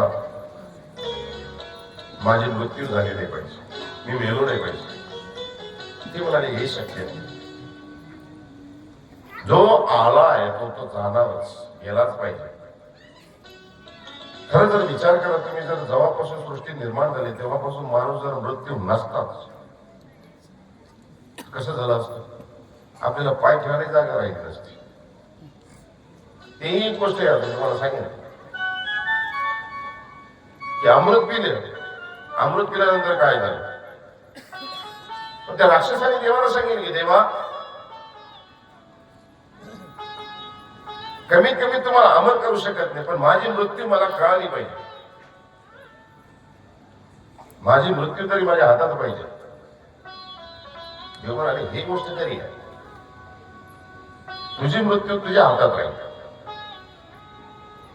मग यांनी काय केलं? राक्षसाने आपला जीव काढला आणि एका पोपटामध्ये ठेवला आणि पोपटामध्ये ठेवून पोपटाला उडून टाकलं। पोपट उडता उडता उडता मजल दर मजल करता करता करता स्वतः समुद्राच्या पलीकडे गेला आणि एका गुहेमध्ये जाऊन, एक कापारीमध्ये जाऊन तिथं लपून राहिला। बरेच वर्ष निघून गेले। आता ह्या पोपटाला उडता उडता तिथं पोहोचायला अचानक एक दिवस त्या कपारीमधून साप आला आणि पटकन त्या पोपटाला खाऊन टाकला। पोपटाला खाल्ल्यावर हा राक्षसी बेला वर गेला की हा देवाला भांडायला लागला। देवा असं कसं काय काम? काय झालं? माझी मृत्यू माझ्या हातात पाहिजे गेली, मग मी माझ्या राज्यात होतो आणि माझा जीव जो आहे तो पोपटामध्ये होता। तो पोपट तर 7 समुद्राच्या पलीकडे होता। मग माझी मृत्यू तर माझ्या ठिकाणी यायला पाहिजे की ज्या ठिकाणी मी राहतो त्या ठिकाणी। तिथं कशी आली? देव म्हणाला, अरे मूर्खा, तुझी मृत्यू 7 समुद्र पलीकडे होती। तुझ्या मृत्यूने तुला हे सुचवलं की तुझं जीव काढ, प्राण काढ, त्या पोपटात ठेव। तू कधी 7 समुद्राच्या पलीकडे गेला असता आणि तुला कोणी जाऊ दिला असत? तुला बुद्धी तशी सुचली, तू आपला जीव काढला पोपटात ठेवला आणि त्या पोपटाने त्या सापाचं भक्ष्य व्हावं असं ठरलेलं होतं। हे सगळं दुसरा एक आला, देवाजवळ खूप आराधना केली, देवाला प्रार्थना केली की देवा मला माझी मृत्यू कळली पाहिजे। देव म्हणाले, काय हरकत नाही, तथा असतो। दिवसामागे दिवस गेले, 50 वर्ष, 60 वर्ष, 70 वर्ष कलियुगामध्ये होता जन्माला, वय संपलं, मृत्यू झाली, गेला देवाजवळ। देवाजवळ गेल्यानंतर देवाला भांडायला लागलं, देवा असं कसं काम? एवढी मी तुझी आराधना केली, एवढी मी सगळी प्रार्थना केली तुला. मी म्हणलो होतो तुला, मला माझी मृत्यू कळली पाहिजे. तू कोणालाच माझ्याकडे पाठवलं नाही, पोस्टमॅनने चिठ्ठी आणली नाही, तुझा एखादा सेवक माझ्याकडे आला नाही, आणि तू डायरेक्ट मला मारून टाकलं. असं कसं? देव म्हणाले, देव म्हणाले, अरे बाळा, प्रत्येक वेळा मी तुला पत्र पाठवून गेलो, ते म्हणे मला तर चिठ्ठी भेटलीच नाही. अरे ते म्हणाले, असं कसं होईल, तू वाचलीच नाही चिठ्ठी. ते म्हणाले, चिठ्ठी कोणती पाठवली? तुझा तर कोणता देवदूत आला नाही. ते म्हणाले, तुला जन्म दिला? ते म्हणाले, हो. त्याच्यानंतर तू तरुण झाला? ते म्हणाले, हो. पण जन्म दिल्यानंतर तुला दात आले? ते म्हणाले, हो. तुझे केस होते तुझ्या डोक्यावर? ते म्हणाले, हो. म्हणे सुरुवातीला कसे होते? म्हणजे दाताच्या ठिकाणी होते, कडक होते, काही खाऊ शकत होते. केस म्हणाले काळे होते. पण डोळ्याने सगळं दिसायचं, बघायला बिन चष्म्याचं दिसायचं. मग कसं झालं म्हणाले? मग काय म्हणाले तेव्हा? दिवसामागे दिवस गेले, तरुण होतो, म्हातारा झालो तर पहिले केस पिकले. म्हणाले, केस पिकले नव्हती, ती पहिली चिठ्ठी मी तुला पाठवली होती की भैया केस पिकले तुझे. आता म्हातारपणे, आता मृत्यूकडे तुझी सुरुवात झालेली आहे. तुला कळलं नाही, त्याला मी काय करत? तू वाचलंच नाही. केस पांढरे झाले, तू नाही केलं त्याला मी काय करणार? पांढरे होते, त्याला काळे केले. पहिली चिठ्ठी मी तुला त्यावेळेस पाठवली. तेव्हा ठीक आहे तेव्हा, ह्यावेळेस चुकलं, ह्यावेळेस वाचले नाही, पण दुसरी चिठ्ठी तर आलीच नाही मला. ते म्हणे, दुसरी चिठ्ठी मी पाठवली तुला. ते म्हणे, कधी? म्हणून तुझे दात पडले तेव्हा. दात पडायला लागले तुझे, तू कधी लक्षच दिलं नाही की दात कसे काय पडायला लागले. ते म्हणे, बरं दुसरी बी आली, पण तिसरी? तुला पहिले दिसत होतं, पाठीमागं तू चष्मा लावून पुन्हा नाटकं केले. मोठ्या बिंदू झाला, ऑपरेशन केलं, काच बिंदू झाला, ऑपरेशन केलं, पुन्हा चष्मे लावले, भिंग लावले, लेन्स टाकले, तरुण होण्याचा प्रयत्न केला. पण मी तुला चिठ्ठी पाठवली होती ना, तुला कळली नाही. त्याला मी काय करावं? तू अचानक आला, मला अचानक नाही आला. तुला प्रत्येक वेळा सांगत आलो, मी सांगत राहिलो तुला. तू लक्ष दिलं नाही, तू ऐकलं नाही, तू चिठ्ठी वाचली नाही, त्याला त्यात माझा दोष नाही. मौत सबको आनी है, कौन इससे छूटा है? तू फना नहीं होगा, ये ख्याल छूटा है. सांस छूटते सब रिश्ते छूट जाएंगे, बाप माँ बहन बीबी बच्चे छूट जाएंगे, कोणीच राहणार नाही आपल्याजवळ. पत्नी कुठं दरवाजापर्यंत आहे, समाज कुठपर्यंत आहे, स्मशानापर्यंत आहे, मुलगा कुठे अग्निदान देईपर्यंत आहे. कोणीच नाही आपल्यासोबत. कोण आहे? आपण केलेले कर्म जे काय असतील तेच आपल्यासोबत, तेच गठोडी आपल्यासोबत येतात, दुसरं काही येणार नाही. कौन इससे छूटा है? तू फना नहीं होगा, ये ख्याल छूटा है. सांस छूटती सब रिश्ते छूट जाएंगे, बाप माँ बहन बीबी बच्चे छूट जाएंगे. कोण नाही तर कोणच नाही. तुझी शेवटी एकटा आलास, एकटाच जाणार आहे. तुझ्या कर्माची गठोडी तुझ्या सोबत राहणार आहे. चांगलं कर, चांगलं वाग, जिंदगी में ऐसे जियो कि जब रहे तब तो लोग तालियां बजाए, लेकिन पर्दा गिरने के बाद भी लोग आपके लिए तालियां बजाते रहे. जीवनात असं जगावं. अरे आपण जाणार नाही तर लोकांनी आपली वाट पाहावी, आणि हे येणार आहेत म्हणून. आपण आल्यानंतर काही लोक उठून जातात. त्यांनी लक्षात आलं का आपल्याला? का उठून जातात? आपण चांगले माणसं आहेत म्हणून नाही. आपलं बसणं त्यांना आवडत नाही, आपलं बोलणं त्यांना आवडत नाही. आपल्या शब्दाला धार अशी आहे, त्याला आधार देणारी धार असते. धार अशी असते की हृदयाला त्याच्या छेदून जाते, म्हणून लोक आपल्या जवळ उठून जातात, बसत नाही जवळ. अरे लोकांनी पडदा पडल्यानंतर सुद्धा आठवण काढली पाहिजे. रडता रडता सुद्धा लोकांनी टाळ्या वाजवल्या पाहिजे. तो जीवन आहे. अहंकारामध्ये जीवन जगले तुम्ही. काय जगले तुम्ही? काय प्राप्त केले इथे येऊन? काय घेऊन गेले तुम्ही? अरे बाबू मोसाय, ये कफन, ये जनाजे, ये कुछ नहीं होता है यार. आदमी तो तभी मर जाता है जब उसे कोई याद करने वाला नहीं होता है. जेव्हा कोणी आपली मेल्यानंतर सुद्धा कोणी आठवण काढत नाही, जिवंतपणी कोणी आपली आठवण काढत नाही, आपल्याला कोणी बोलवत नाही, त्यावेळेस माणसाने घरी मृत्यू होतात, तेव्हाच आपण मेलेले असतो. अरे चांगलं बघा, चांगलं जगा, हे अभिमानी राहा.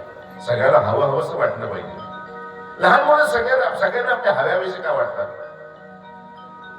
आता हा अनुज आहे, लहान आहे, 3-4 वर्षात 3 वर्षाचा असेल. आम्ही 4 दिवस झाले त्याला पाहिलं. सगळ्यांच्या अंगा खांद्यावर आलाय, सगळ्यांसोबत हसतो खेळतो. का खेळतो? सगळ्यांना आम्हाला जवळ घ्यावं. अरे अनुज उठला का? अरे अनुज इकडे. आम्ही गेल्यानंतर आम्हाला असं वाटतं बाबा आली का दंड होते निघतो म्हणतो माझ्या मागे काम. आमच्यासोबत असं का होतं? कारण त्याच्यामध्ये निरागसता, इनोसंट आहे तो, निष्पाप आहे तो. त्याचा चेहरा पहा असा वाटतं की सगळ्यांना जवळ घ्यावं असं वाटतं त्याला, सगळ्यांना पप्पा घ्यावा असं वाटतं, त्याची मोका घ्यावा असं वाटतं. आमचे चेहरे भयान वेसूर व्हायला लागलेले आहेत. आमच्या चेहऱ्याकडे पाहू वाटत नाही, डोळ्यात डोळे टाकून बोलू वाटत नाही आम्हाला. तोंडातून शब्द निघाले की असं वाटतं की बाण निघाला की काय एखादा. असले शब्द आमचे, असं वागणं आमचं आहे. कैसे कैसे रुस्तम को खाक में मिला डाला. अरे हे काळाचं चक्र ज्यावेळेस फिरलं ना, तर कैसे कैसे रुस्तम कोणाला म्हणलं तर उस्तादों की उस्ताद उसको रुस्तम कहते हैं. उस्तादों की उस्ताद. रुस्तम को खाक में मिला डाला. आणि जमिनीत गाडण्यात गेले. तनकर जो चलते थे अपनी शान शौकत पर, चालताना असे चालायचे, वर पाहून चालायचे, खाली काय चाललंय कोण आहे काही दिसत नव्हतं. एक फार सुंदर शेर है याच्यावर. जब मैं निकला शाम शहर में, जब मैं निकला शाम शहर में, एक तरफ थी सब्ज झाड़ियां, एक तरफ टूटे कब्रस्तान. एक दिवस मी घरातून बाहेर निघालो, गल्लीतून बाहेर निघालो तर पाहिलं एकीकडे सगळे हिरवगार आहे. हिरवगार पाहिलं की असे रान हिरवगार पाहिले, शेत हिरवगार पाहिले की आपल्याला शांती वाटते संध्याकाळच्या वेळेस. जब मैं निकला शाम शहर में, संध्याकाळच्या वेळेस मी घरातून बाहेर निघालो, एकीकडे पाहिलं तर सगळं हिरवगार होतं, पाहत राहिलो. उन्हाळ्यामध्ये फार थंड वाटतं पाहिजे. हिरव्या रंगाकडे पाहिल्यानंतर, हिरव्या वस्तूकडे पाहिल्यानंतर, पाणी दिलेल्या शेताकडे पाहिल्यानंतर थंड वाटतं. एक तरफ टूटे कब्रस्तान. स्मशानाकडे आपण जातो का? जेव्हा माणूस जाईल तेव्हा जात असतो. त्याची भिंत बांधलेली असते, कधी तुटली काय झाली आपण त्याच्याकडे पाहतो का? पाहत नाही. एक तरफ टूटे कब्रस्तान. रस्त्याने जाताना पाव पडा एक हड्डी पे. रस्त्याने जाता जाता एका हाडावर पाय पडलो. पाव पडा एक हड्डी पे, तो ये उसके बयान थे. त्या हड्डीमधून, त्या हाडामधून आवाज आली. काय आवाज आली? संभल कर चलना मेरे दोस्त, कभी हम भी यहाँ के सुल्तान थे. कबीरा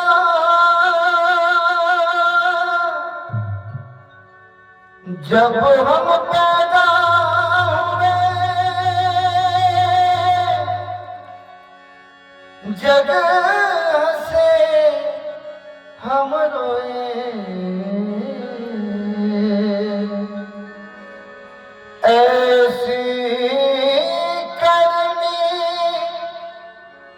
कर चलो,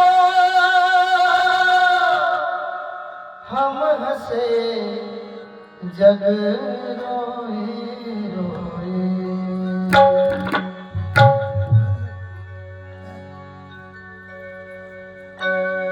असं जीवन जगावं.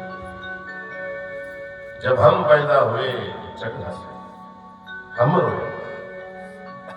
लेकिन जिस दिन हम जाएंगे उस दिन हम हंसते जाएंगे.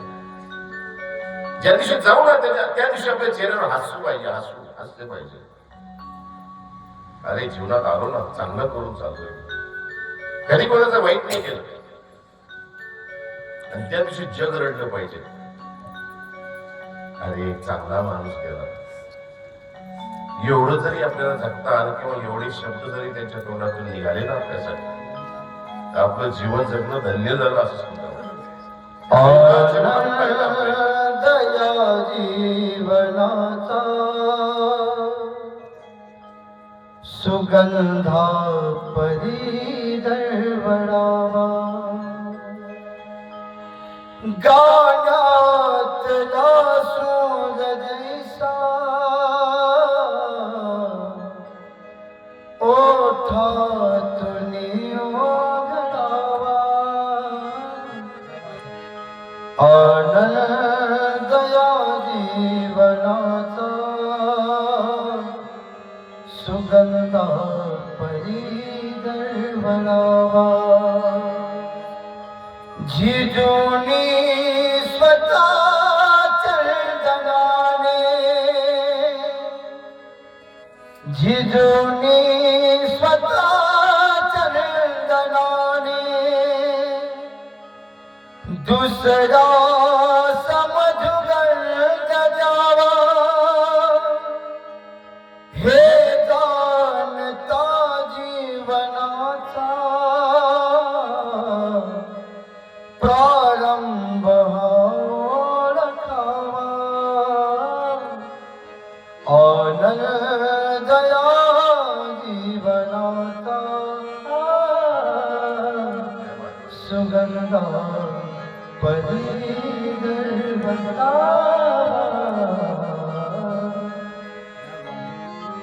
अशा जीवनाचा आनंद पाहिजे, असं जीवन जगायला पाहिजे.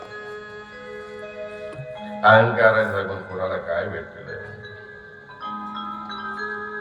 अहंकार में तीनों गए, धन गए, वैभव गया, वंश गया. धन गेलं, वैभव गेलं आणि वंशही गेला. सोन्याची लंका गेली, काहीच राहिलं. वैभव गेलं, हस्तिनापूर सारखं वैभव नव्हतं. अरे कौरवांचा वंश गेला, कोणी नाव घ्यायलाही राहिलं नाही. मग जीवन कसं जगावं? जीवन कसं जगावं? देवाचं नाव घेत घेत जगावं. देवाचं नाव घेत घेत जीवन जगशील, साधूंच्या संगतीला राहशील, तर आपोआपच जीवन सुगंधित होऊन जातं. पण आम्ही जगतो कशासाठी? आम्ही संसारासाठी. म्हणून एका कवीनं फार सुंदर सांगितले, अरे घे घे घे, अरे हरिनाम घे, अरे माया सारी सोडून दे, हात लावून नशिबाला तू रडशील ठाई ठाई. काय आहे त्याच्यामध्ये? घे घे घे हरिनाम घे, माया सारी सोडून दे, हात लावून नशिबाला रडशील ठाई ठाई. या संसारापायी, या संसारापायी, या संसारापायी, या संसारापायी. घे घे घे हरिनाम घे, माया सारी सोडून दे, हात लावून नशिबाला रडशील ठाई ठाई. या संसारापायी, या संसारापायी, या संसारापायी, या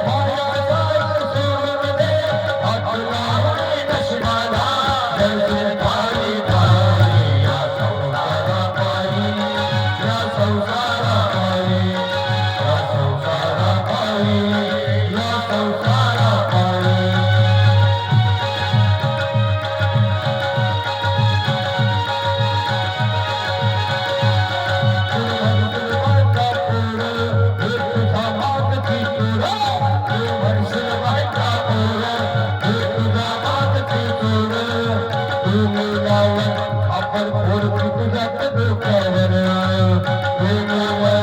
आपण फोडकी तुझ्यात डोक्यावर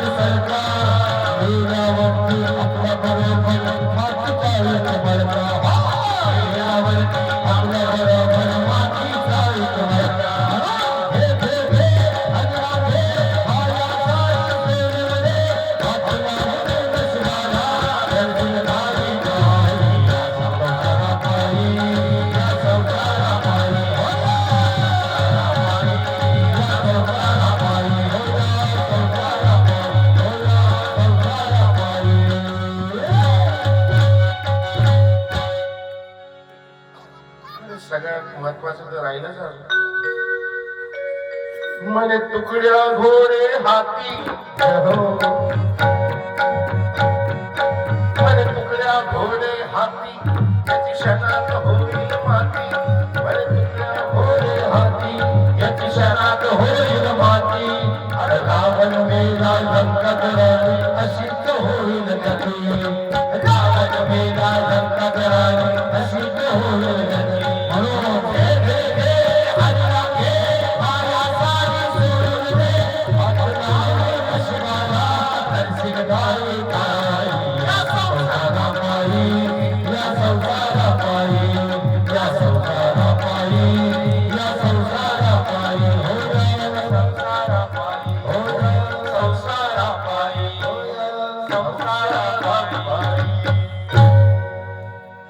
दररोज रडगाणं सुरू आहे. उठलं गेलं पुढं सुरू हे झालं ते झालं हे राहिलं ते राहिलं हात लावून नशिबाला रडशील काही काय देवाने माझं नशीब बनवलं काय बनवलं म्हणाले पा माझ्याच मागं का असा एके गावामध्ये लोक येऊन त्यांच्या मागं काय माझ्याच मागं काय अरे देवानं तुला जेवढं चांगलं बनवलं तेवढं आणि माणसाला काय असतं माणसाला जे भेटलं नाही ना माणसं त्याचीच मोजदात करत असतो जे भेटलं नाही मी मागचं ते शेत सोडलं राव हायवे मध्ये गेलो 1 कोटी रुपये भाव आला आणि इकडे 25 एकर शेत आहे ना नाही पण ते 4 एकर स्वस्तात भेटत होतं त्यावेळी घेतलं असतं बरं झालं असतं जे भेटलं नाही त्याच्याविषयी दुःख करतो माणूस जे भेटलं ना त्याच्याविषयी विचार करत नाही असं होतं म्हणून दुःखी होतो आहे त्याच्यामध्ये खुश राहणं आहे त्याच्यामध्ये समाधानी राहणं अरे भरपूर दिलं ना सबको गिला है मुझको बहुत कम मिला है सगळ्याला असं वाटतं सबको गिला है गिला म्हणजे या गोष्टीचं वाईट वाटत असतं सबको गिला है मुझको बहुत कम मिला है अरे जरा सोच कर देख जितना तुझको मिला है उतना तो भी कितनों को मिला है देवाने जेवढं तुला दिलं ना तेवढं विचार कर तुला जेवढं दिलं तेवढं तरी कोणाला भेटलेलं आहे रे आणि तुझ्याकडे तरी आहे तुझ्याकडे मोटरसायकल आहे ज्याच्याकडे सायकल आहे त्याला विचार जो पायी चालतो त्याला विचार जो तरसून गेलाय सायकल घेण्यासाठी त्याला विचार सायकलची किंमत काय सबको गिला है मुझको बहुत कम मिला है अरे जरा सोच कर देख जितना तुझको मिला है उतना तो भी कितनों को मिला आहे त्याच्यामध्ये खुश राहा आहे त्याच्यामध्ये समाधानी राहा तुम्ही खुश राहताल ना हा पर सगळे चांगले वाटते आपल्याकडे मत्सर असतो हेवा असतो अहंकार असतो दिलं तर अहंकार आहे नाही दिलं तर मत्सर आहे दिलं तर माणसाला असं वाटतं हा माझ्यासारखं कोणी आहे का गावात माझ्यासारखा मीच मी नाही हुशार आहे तसं काही नसतं आणि नाही दिलं तर मत्सर आहे गाडी घेतली असेल त्याचं काय 2 नंबरचे धंदे आहेत. चांगलं म्हणलं त्याला, चांगलं झालं बुवा, चांगली गाडी घेतली, ॲव्हरेज नाही त्याला. तुला काय करायचंय, तो तुला पाहूनच घेतलं ना. मत्सर आहे हे बाय, जे भेटलं ना त्यात खुश राहा. सगळं चांगलं चांगलं दिसतो, सारी दुनिया चांगली वाटते. तुम्ही मत्सर ठेवताल, द्वेष ठेवताल, अहंकार ठेवताल ना, जीवन जगू वाटत नाही. स्वतःचा पुढत राहतो माणसाला, झोप येत नाही माणसाला. रात में नींद आने के लिए दिन भर जिंदगी में ईमानदारी से रहना पड़ता है. रात्री संध्याकाळी निवांत झोप येण्यासाठी ना दिवसभर इमानदारीनं राहावं लागतं. तर माणसाला रात्री झोप निवांत लागते. आपण याला काही बोलणार, याचं वाईट करणार, याचे वाईट विचार करणार, संध्याकाळी झोप लागत आहे त्या समाधानाला खुश राहा. जीवनाचा आनंद घ्या, देवाचं नाव घ्या. देवाचं नाव घेणारं जे काही भेटतं आपल्या कर्मानुसार भेटत असतं. सांगा तुम्ही आता संसारातली माणसं आहे, ज्या ज्या हिरोने जे जे पिक्चर सोडून दिलेले आहेत, आमच्याकडे टाइम नाही, आमच्याकडे व्यस्त आहे, पैसे कमी आहेत, आणि ते एखाद्याने घेतले त्या पिक्चरवर सुपरस्टार झाला. ही काही गोष्ट आहे का, ही काही कथा आहे का म्हणून सोडून दिल्या गेले, आणि त्याच पिक्चरने त्याला स्टार बनवलं. नसीब हर कसो किसी किसी की नहीं होती, किसी किसी का आंधियों में भी चिराग जलता है. जो काम लेते अजबे शमीन, तो आंधियों में भी उनका चिराग जलता है. हिमतीनं काम घे, देवावर विश्वास ठेव. नशिबानं भेटले नाही, कर्माने भेटलेलं आहे. या जन्मात चांगले कर्म कर, पुढच्या जन्मामध्ये चांगलं भेटल. या जन्मात वाईट करशील, पुढचं जन्मही असंच खिळत पडशील. अहंकार करू नको, देवाचं नाव घे, हरीचं नाव घे. आपण ह्या जगामध्ये आलो त्याच्यासाठी, कोणी काही घेऊन आलेलं नाही. येताना अंगावर कपडे नव्हते, जातानाही राहणार नाही. मग पुरल्यावरही राहत नाही, काढून घेताना जाळल्यावर तर जळूनच जातं. सोबत काय जातं, माणसाची चांगली केलेली कर्म, ठेवलेल्या आठवणी ह्याच जात असतात. गेल्यानंतर आठवण कोणीतरी काढली पाहिजे. हो, आदमी तो तभी मर जाता है जब उसे कोई याद करने वाला नहीं होता. आठवण करणारी कोणतरी पाहिजे. पहा मला, या ठिकाणी देव ऋषींनी अहंकार केला. काय भेटलं, ज्यावेळेस अहंकार सोडला तेव्हा प्रत्यक्ष देव समोर आला, देव भेटला. असं जीवनामध्ये सगळं सोडा, तुम्ही माणूस बना. माणूस बनता तुम्ही तर सगळे तुम्हाला आपले वाटतील. हो, त्यांनी एकदम सांगितलेलं आहे, माणूस द्या, माझा माणूस द्या. मला माणूस पाहिजे. माणसाची अपेक्षा करतात. माणूस कसा पाहिजे त्यांना, कोणता माणूस पाहिजे. तुम्ही आम्ही माणसं नाहीत का, पण आमचं वाईट वागण्यामुळे आम्ही माणसामध्ये आमची गिनती होत नाही ना. लोकांनी आम्हाला माणूस समजलं पाहिजे. माणसासाठी आमच्यासोबत वागले पाहिजे, बोलले पाहिजे. आपण सामाजिक प्राणी आहे, समाजामध्ये राहणारे प्राणी आहोत. आपण समाजाच्या वेगळ्या एकांतामध्ये आपण जगू शकत नाही, आपण राहू शकत नाही. संत जरी असले तरी त्यांना कधीतरी यावंच लागतं, त्यांच्याजवळ कोणतरी जातच. निवड माझ्याजवळ कोणी येणार नाही, मी कोणाला विचारणार नाही, असं जमणारच नाही. माणूस हा सामाजिक प्राणी आहे. प्रेमाचे 2 शब्द बोलले की कोणी तुमच्या जवळ येते. आणि माणूस हा जमिनीप्रमाणे, असे मृत्यूंचे कादंबरी शिवाजी सावंत सांगतात. माझ्यासमोर आता वाचन करणारी माणसं, विद्वान माणसं नसलेले. शिवाजी सावंतांच्या मृत्यूचे कादंबरी कधी वाक्य आहे, माणूस हा जमिनीप्रमाणे आहे. जमीन नांगरल्यानंतर तुम्ही एक दाणा त्याच्यामध्ये टाकता तर धान्याची रास येते. तसं माणसाच्या हृदयामध्ये, माणसाला जर प्रेमाचे 2 शब्द बोलले आणि ते शब्द तुमच्या हृदयामध्ये गेले तर माणूस आपलं पूर्ण हृदय तुमच्या समोर मोकळं करत असतो. आम्ही तसं नाही करत. आम्ही कोणी माणसाने आमच्या समोर जर हृदय मोकळं करून सांगितलं विश्वासानं, आम्ही त्याचं रडून ऐकतो. तर त्याच्यापासून उठलं की आम्ही लोकांना हसून सांगतो, हे असं. त्याच्यामुळे कोणी विश्वास ठेवत नाही आमच्याजवळ, बसत नाही कोणी आमच्याजवळ, असं वाटत नसते. आणि समोरच्या माणसाने तुम्हाला काही सांगितलं म्हणजे विश्वासाने सांगितलेलं आहे, पूर्ण विश्वास तुमच्याजवळ ठेवलेला आहे. आपण त्याची तर उडवतो, मजा करतो, चेष्टा करतो. ज्यावेळेस त्याच्या कानावरती शब्द जातात की हा हसून सांगत होता तुमच्याविषयी असं असं, कसं वाटतं माणसाला. आपण माणसाच्या गिनतीमध्ये होतो, तरी माणूस म्हणून सांगितलं, जवळचं म्हणून सांगितलंय. आपण वागलो ते कशी. आणि म्हणून आपल्या जवळ कोणी बसत नाही, आपल्या जवळ कोणी हृदय मोकळं करत नाही, सांगत नाही. त्यांनी सांगावं आपल्याला, त्यांनी सांगावं ना आपल्याला. माणूस म्हणून आपल्या जवळ बसावं ना. हा माझा माणूस आहे, हा प्रेमाचा माणूस आहे, आणि याच्यावर विश्वास ठेवता येतं हे त्याला सांगता आलं पाहिजे ना, मोकळं करता आलं पाहिजे म्हणून होत नाही तसं. म्हणून घे घे घे हरिनाम घे. हरिनामामध्ये जे आहे, हरिनामामध्ये आहे, साधूच्या सत्संगामध्ये जे आहे त्यांचं वागणं बोलणं उठणं बसणं वेगळंच असतं. त्यांच्याजवळ सगळे त्यांच्याकडे पाहण्याची दृष्टी सगळ्यांची वेगळीच असते हो, आणि ते होतातही तसेच. साधूंच्या संगतीमध्ये राहिल्यानंतर आपोआपच माणसामध्ये स्निग्धता येऊन जाते, आयुष्यामध्ये सुगंध येऊन जातो. एक गोष्ट आहे, त्या ठिकाणी एक संत आहे, त्यांच्याजवळ एक त्यांचा सेवेकरी राहतो. राजा त्यांना बोलवतो. राजा म्हणतो तुम्ही त्यांची सेवक का, त्यांची काय शिष्य आहात का? ती म्हणा ती कोणाला शिष्य बनवत नव्हते. मला तुम्ही त्यांच्याजवळ राहत होते. म्हणाले मी राहत होतो, त्यांच्याजवळ सेवा करतो. त्यांच्याजवळ काही शिकले का? ते म्हणाले संतांजवळ काही शिकावं नाही लागत. संतांचं चालणं बोलणं उठणं बसणं हे शिकवण असतं. हे काय झालं बोलणं? ते म्हणाले हे असंच आहे. तुम्हाला उदाहरणासह सांगतो. तेलात तुपाच्या डब्यामध्ये तूप असतं. तूप गरम करून काढल्यानंतर ऑटोमॅटिक त्याच्यामध्ये चोपडेपणा त्या डब्यामध्ये राहून जातं. कधी पहा तूप काढल्यानंतर आपण पाहत नाही, तूप काढल्यानंतर त्यात चोपडेपणा राहून जातो. कस्तुरीच्या डबीमध्ये कस्तुरी तुम्ही ठेवा आणि काढून घ्या, त्या डबीला कस्तुरीचा वास राहून जातो.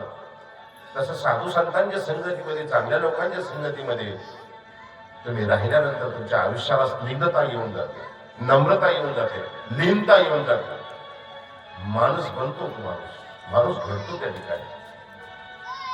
जसं कस्तुरी काढल्यानंतर सुद्धा कस्तुरीचा वास डबीत राहून जातो ना, तसं माणसाचे आयुष्य सुद्धा सुगंधित होऊन जातं. हे साधू संगतीचा प्रताप आहे हा. म्हणून तुम्हाला सांगितलेलं आहे घे घे घे हरिनाम घे, माया सारी सोडून दे. संसारात राहताल तर संसाराच्या व्यापारामध्ये किचडमध्ये लिप्त होऊन जातात, त्याच्यातच राहतात. शेजारी कसा आहे तू तसा वागतो म्हणून मी तसा वागतो. तू चांगला वाग. एक माणूस होता, तो सगळ्यांना नमस्कार करायचा, पण दुसरा माणूस एक होता, तो त्याला दररोज शिवी द्यायचा. याचा दररोजचा क्रम, याने त्याला नमस्कार करावा, त्याने त्याला शिवी द्यावं. एक दिवस शेजारचा माणूस म्हणाले काय माणूस आहे तू दररोज त्याला नतमस्तक होतो, त्याला नमस्कार करतो एवढ्या प्रेमाने आणि आदराने, आणि तो दररोज तुला शिवी देतो, हे असं कसं काय? त्याला जाऊ दे, ज्याचे त्याचे कर्म त्याच्या सोबत असतात. तो त्याचे वाईट कर्म सोडत नाही, रोज दररोज शिवी द्यायचे. दररोज तो शिवी देतो मला, तर त्याचं कर्म आहे. तो त्याची कर्म जर वाईट कर्म सोडायला तयार नाही, तर मी माझं चांगलं कर्म का सोडू? मी चांगलं वागणं का सोडू? तो वाईट वागेल त्याचं वाईट होईल, मी चांगलं वागेल माझं चांगलं होईल. संसारामध्ये असं राहा, असं वागा, तर संसारामध्ये स्निग्धता येते, तर संसारामध्ये सुगंध येते. जवळ यावं, बोलावं, माणसाने आपल्याशी बोलावं, हितगुज करावी, हे महत्वाचं असतं. देवल ऋषीला वरदान दिल्यानंतर आता पाहूया आपण कथा दत्तात्रय महाराजांची 45वर या ठिकाणची. 45वर ठिकाण आहे, जवळ येतो, जात नाही तुम्ही, पाहत नाही तुम्ही. दत्त जयंतीची वेळ आहे, 4 तारखेला दत्त जयंती आहे, जायला पाहिजे तुम्ही. दत्तात्रय महाराजांचा विशेषही त्या ठिकाणी आहे. विशेष कुठला आहे? तो माहूरचा विशेष आहे. दत्तात्रय महाराजांच्या देवाचं चिंतन करावं, स्मरण करावं, माहूरच्या देवीचं स्मरण करावं. माझा मार्ग शीर्षोहम म्हणून सांगितलंय, पहिल्या दिवशी मी तुम्हाला सांगितलंय. मार्गशीर्ष महिना उत्तमोत्तम सर्वोत्तम सांगितलेलं आहे. त्याचं कारण ते आहे, या महामध्ये श्री दत्तात्रय प्रभूंनी अवतार धारण केलेला आहे. ह्याच महिन्यामध्ये, ह्याच महामध्ये जगमान्य भगवद्गीता सांगितल्या गेलेली आहे. कोर्टामध्ये रामायण ठेवलेलं नाहीये, कोर्टामध्ये पुराण ठेवलेलं नाही, कोर्टामध्ये वेद ठेवलेले नाहीये. जगमान्य शास्त्र ठेवलेलं आहे, भगवद्गीता ठेवलेली आहे. भगवद्गीता श्रीकृष्ण महाराजांनी अर्जुनाला सांगितले असंच नाहीये. त्या ठिकाणी श्रीकृष्ण उवाच असं नाहीये, फक्त श्रीकृष्णाला मानणाऱ्यांनीच वाचावं असं नाहीये. भगवद्गीतेमध्ये श्री भगवान उवाच आहे, देव म्हणाले, देवानी सांगितलं, फक्त अर्जुनाला नाही सांगितलं, साऱ्या सृष्टीला सांगितलेलं आहे. म्हणून तो जगमान्य अवतार आहे, म्हणून ती जगमान्य आहे. अशी भगवद्गीता ह्याच महिन्यामध्ये सांगितलेली आहे. देवाचं नाव घ्यायला पाहिजे, दत्तात्रय महाराजांच्या नावाचं स्मरण करावं. 10व्या अध्यायामध्ये हेच सांगितलं, मासाला मार्गशीर्षो. मार्गशीर्ष एकच महिना आहे का? पौष आहे, माघ आहे, फाल्गुन आहे, चैत्र आहे, ज्येष्ठ आहे, आषाढ आहे, श्रावण आहे, भाद्रपद आहे, अश्विन आहे, कार्तिक आहे. ठीक आहे? एवढे महिने आहेत ना, 12 महिने आहेत. मग मासाला मार्गशीर्ष, मार्गशीर्षच का सांगितलं? त्याचं कारण आहे 45 हे ठिकाण इथून जवळ आहे. ज्वाजन्य स्थान म्हणून भगवान श्री चक्रधर स्वामींनी सुद्धा सांगितलेलं आहे उपाध्यांना. उपाध्यवास तिथलेच होते जवळच. देवानी एक दिवस त्यांना विचारलं, का हो उपाध्यवास, तुम्ही जाता की नाही 45 वर? ते म्हणे, देवा सांगतो कधी पंचपर्णी असली तरी त्यावेळेस जात असतो. त्यावेळेस भगवान श्री चक्रधर स्वामी सांगतात, अरे एवढं ज्वाजल्य देवस्थान आहे, त्या ठिकाणी गोपालकृष्ण महाराज आलेले आहेत, त्या ठिकाणी गोविंद प्रभू आलेले आहेत, त्या ठिकाणी दत्तात्रय महाराज आलेले आहेत. 3 अवतार त्या ठिकाणी आहेत. त्या गुंफा या ठिकाणावर दत्तात्रय महाराजांनी वरदान दिलेलं आहे. त्या ठिकाणी कोणाला वरदान दिलं? देव शर्मा किंवा देवश्रवा नावाचे एक ऋषी आहे, आणि त्या ऋषींचे पुत्र हे आत्मऋषी, आत्मतीर्थ म्हणतात त्याला. आत्मतीर्थ लक्षात ठेवा, देवश्रवा ऋषी आणि त्यांचे पुत्र आत्मऋषी. खूप सेवा करायची ते दत्तात्रय महाराजांची, खूप सेवा करायची देवश्रवा ऋषी. इतकीही सेवा करायची की प्रत्यक्ष दत्तात्रय महाराज त्यांच्या पर्णकुटीमध्ये यायचे. आपण देवा आमच्या स्वप्नातही येत नाही, त्यांच्या पर्णकुटीमध्ये यायचे. म्हणजे किती सेवा असली त्याची नाही. त्या ऋषींचा एक राजा पांचाळ नावाचा, पांचाळ नरेश, तो राजा त्या गुरूंची भक्ती करायचा. एक दिवस तो राजा आपल्या गुरूंकडे आला आणि पाहतो तर काय, पर्णकुटीमध्ये लख प्रकाश आहे, आणि त्या लख प्रकाशामध्ये काहीतरी आतमध्ये बोलणं चाललंय, काहीतरी सेवा चालली, काहीतरी सेवादासी चाललेलं आहे. पांचाळ राजाने ती पाहिल्यानंतर आपल्या ठिकाणावर निघून गेले. दुसऱ्या दिवशी देवश्राव ऋषीला बोलवलं त्यांनी. का हो ऋषीवर, इतकी वर्ष झाली म्हणाले मी तुमची सेवा करतोय. काल मी आलो तर आपल्या पर्णकुटीमध्ये लख प्रकाश मी पाहिलेला, काय हा प्रकार? ते म्हणाले, राजा, प्रत्यक्ष परमात्मा परमेश्वर माझ्या या पर्णकुटीमध्ये वास्तव्यात आहे, मी सेवा करतो त्यांची. म्हणाले, मग? राजा म्हणाले, गुरुदेव, माझी इच्छा आहे, मलाही दत्तात्रय महाराजांची सेवा करावी, दत्तात्रय महाराजांच्या जवळ मी जावं, त्यांना प्रणाम करावं, त्यांची भेट घ्यावी, माझी इच्छा आहे. देवाश्रवा ऋषी म्हणाले, काही हरकत नाही, मी पहिले प्रभूंना विचारेन, त्यांनी अनुमती दिली तर मग येईल, मी तुम्हाला सांगेन, तुम्ही या. देवश्रवा ऋषी देवाजवळ गेले, देवाला विनंती केली की देवा, या परिसरातले जे राजे आहेत, पांचाळ नरेश, त्यांची भेट घ्यायची अशी आपली इच्छा आहे, त्यांना सेवा करावी अशी आपल्या ठिकाणी अशी त्यांची इच्छा आहे. त्यांना मी बोलू शकतो काय? बोलू काय? जो म्हणाले, काय हरकत नाही, बोलवा त्यांना. बोलवलं त्यांना. पांचाळ राजाला प्रत्यक्ष दत्तात्रय प्रभूंचं दर्शन झालं. गदगदीत झाला तो राजा, खुश झाला, खूप आनंद झाला. त्याने देवाला विनंती केली की देवा, आपण माझ्या राजमहाली चालावं, त्या पर्णकुटीमध्ये काय, आपण माझ्याकडे चला, गुरुही घेतो मी आणि तुम्हीही चालावं माझ्या ठिकाणी. देव म्हणाले, सत्य, आता आम्हाला आमच्या बद्रिकाश्रम या ठिकाणावर जायचं, पण येऊ आम्ही तुमच्याकडे, आम्ही तुम्हाला पुनश्च भेट देऊ, तुमच्याकडून एक सेवा घ्यायचीच आहे आम्हाला, पुन्हा तुमची आमची भेट होईलच. दत्तात्रय प्रभू निघाले, त्याच्यासोबत देवश्रवा ऋषीही निघून गेले. आता देवश्रवा ऋषी कुठे आहेत? हिमालय पर्वतामध्ये बद्रिकाश्रम, त्या ठिकाणी दत्तात्रय प्रभूंचं वास्तव्य आहे. त्या ठिकाणी पांचाळ राजा आनंदाने राज्य करतोय त्या ठिकाणी. पांचाळ राजाला 4 मुलं आहेत, आप्त, तेजाळ, राजा आणि विज्ञानेश्वर, अशी 4 मुलं आहेत. राजाळ आणि तेजाळ आजही त्या ठिकाणी त्यांची ते देवींची मंदिरं आजही त्या ठिकाणी आहेत. आता शब्दाचा अपभ्रंश होऊन जातो म्हणून शब्द बदलतात. आप्त नावाने आपेगाव म्हणून त्या ठिकाणी स्थान, आपेगाव आज सध्याचं नाव. आणि विद्यान नावाचा जो चौथा मुलगा होता त्यांच्या नावाने आजही विज्ञानेश्वर म्हणून त्या ठिकाणी आहे. असे 4 मुलं त्यांची. पण त्याच काळामध्ये त्याच वेळेमध्ये पुलस्ती नावाचे एक राक्षस होते आणि त्या पुलस्ती नावाच्या ब्राह्मणाला, राक्षस म्हणजे होते ब्राह्मण, पण कर्म त्यांचे मात्र त्यांचे 2 मुलं जे होते कुंभ आणि निकुंभ नावाचे, त्यांचे कर्म मात्र आसुरांचे होते. ते काय करायचे, देवांचं नाव घेणारे जे असायचे किंवा देवदेव करणारे जे असायचे त्यांना त्रास द्यायचे. ऋषी मुनी सगळे वैतागले त्यांना. यज्ञ मांडलेला असायचं द्यायचे, त्याच्यामध्ये पाणी टाकून द्यायचं. ऋषी मुनी यज्ञ करायला बसले की तिथे काहीतरी पेटून द्यायचं, सगळा धूरच धूर व्हायचं, सगळं धूर डोळ्यामध्ये नाकामध्ये जायचं. ती करू शकत नव्हतं. जो देवाचं नाव घेत त्याला मारायचे, कुटायचे, हिसकून घ्यायचे, काढून द्यायचे.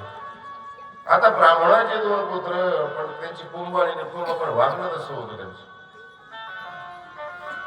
कंटाळले लोक राजाकडे गेले.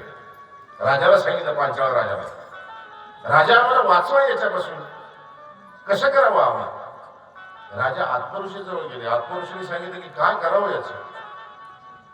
बोलता येत नाही, चालता येत नाही, आहे ब्राह्मण कुळात नाही, पण वागणं यांचं असुरासारखं आहे, दानवांसारखं आहे. काय करणार मला याच्यातून मार्ग काढूया. मार्ग कसा काढणार, चला आपल्या वडिलांकडे, दत्तात्रय प्रभूंकडे, आपले वडील आहेत त्यांच्याकडे जाऊया. त्यांच्याकडे गेले पांचाळ राजा आणि आत्मऋषी दोघे. आणि दोघं गेल्यानंतर त्यांनी देवश्रवा ऋषींना भेटले. त्यांना सांगितलं की असं असं आपल्या त्या पांचाळ राजांच्या राज्यामध्ये असं सुरू आहे.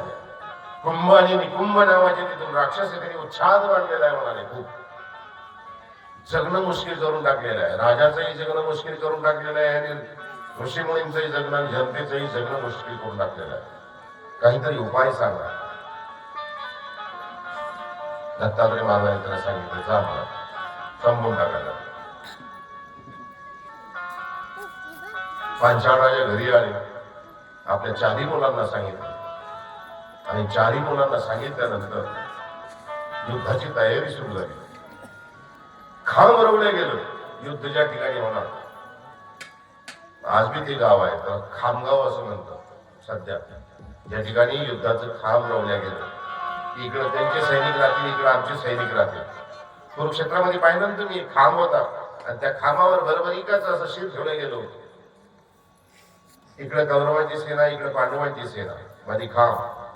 आणि त्या खांबाजवळ नेऊन गोपालकृष्ण महाराजांनी गीता सांगितलेली मध्यामध्ये. तसं खांब रवल्या गेले होते. खामगाव आजही त्या ठिकाणी त्या स्थानाचं नाव खामगाव आहे. युद्ध झालं त्या ठिकाणी ते गाव आहे शहापूर. शिरपूर त्याचं नाव होतं. शिरपुराचं अपभ्रंश झालं, शिरपुराचं शहागड झालं. शहर त्या ठिकाणी पडले होते, शहरचं गड झालं होतं म्हणून त्याला शहागड असं नाव. युद्ध झालं, घमासान युद्ध झालं. आणि ह्या युद्धामध्ये त्या पुलस्ती ऋषींची 2 मुलं आहे, जे कुंभ आणि निकुंभ, ते मारले गेल्यानंतर आता ब्राह्मण होते. ब्रह्महत्या झाली. राजांचं मन विचल झालं की आता ब्रह्महत्या आपल्याला घडली, कसं होणार असं. ब्रह्महत्येचं पदक तर मोठं अवघड आहे, कसं करणार. पुन्हा दत्तात्रय महाराजांची आराधना केल्या गेली. दत्तात्रय महाराज त्या ठिकाणी प्रगट झाले आणि प्रगट झाल्यानंतर पांचाळ राजा त्यांच्या श्रीचरणाजवळ गेला. देवा प्रभू, आपल्या आज्ञेप्रमाणे जे घडायचं, जे व्हायचं ते झालेलं आहे मला, पण हे ब्रह्महत्येचं पातक माझ्या डोक्यावर लागलेलं आहे आणि हे पातक घेऊन मी वर जाऊ शकत नाही. याला काहीतरी पर्याय असेल ना. देवानी सांगितलं की याला असं करा, याला पाणी काढा, पाकळातून पाणी काढा. त्याला 5 नद्यांचं पाणी लागतं. ते म्हणजे देवा 5 नद्यांचं पाणी जमा करेपर्यंत कसं जमणार आहे. दत्तात्रय महाराज सांगितलं, इथंच मारा, इथं बाण मारा. तिथं बाण मारलं गेलं आणि बाण मारल्यानंतर ते बाण पाताळामध्ये गेलं आणि तिथून पाण्याची अशी एक चिरकांडी वर निघाली. त्या पांचाळ राजाने ते आपल्या कोंजळीमध्ये किंवा काय असे कमंडलोमध्ये ते हातामध्ये घेतलं. आणि आता याचं काय करू? आत्मऋषींनी सांगितलं, अरे इथं परब्रह्म परमात्मा प्रत्यक्ष उभे आहे. अरे त्यांच्या श्रीचरणाचं हे कर, चरण शाळून कर त्या ठिकाणी. आणि ते जे तीर्थ आहे ते सर्व तीर्थ आहे. याच्यापेक्षा अजून कोणतं तीर्थ आहे? 5 नद्याचं कोणतं तीर्थ आहे? इथं सर्व तीर्थ या ठिकाणी आहे. म्हणून त्या ठिकाणी दत्तात्रय महाराजांचे चरण जे आहे चरण शाळन केले गेले.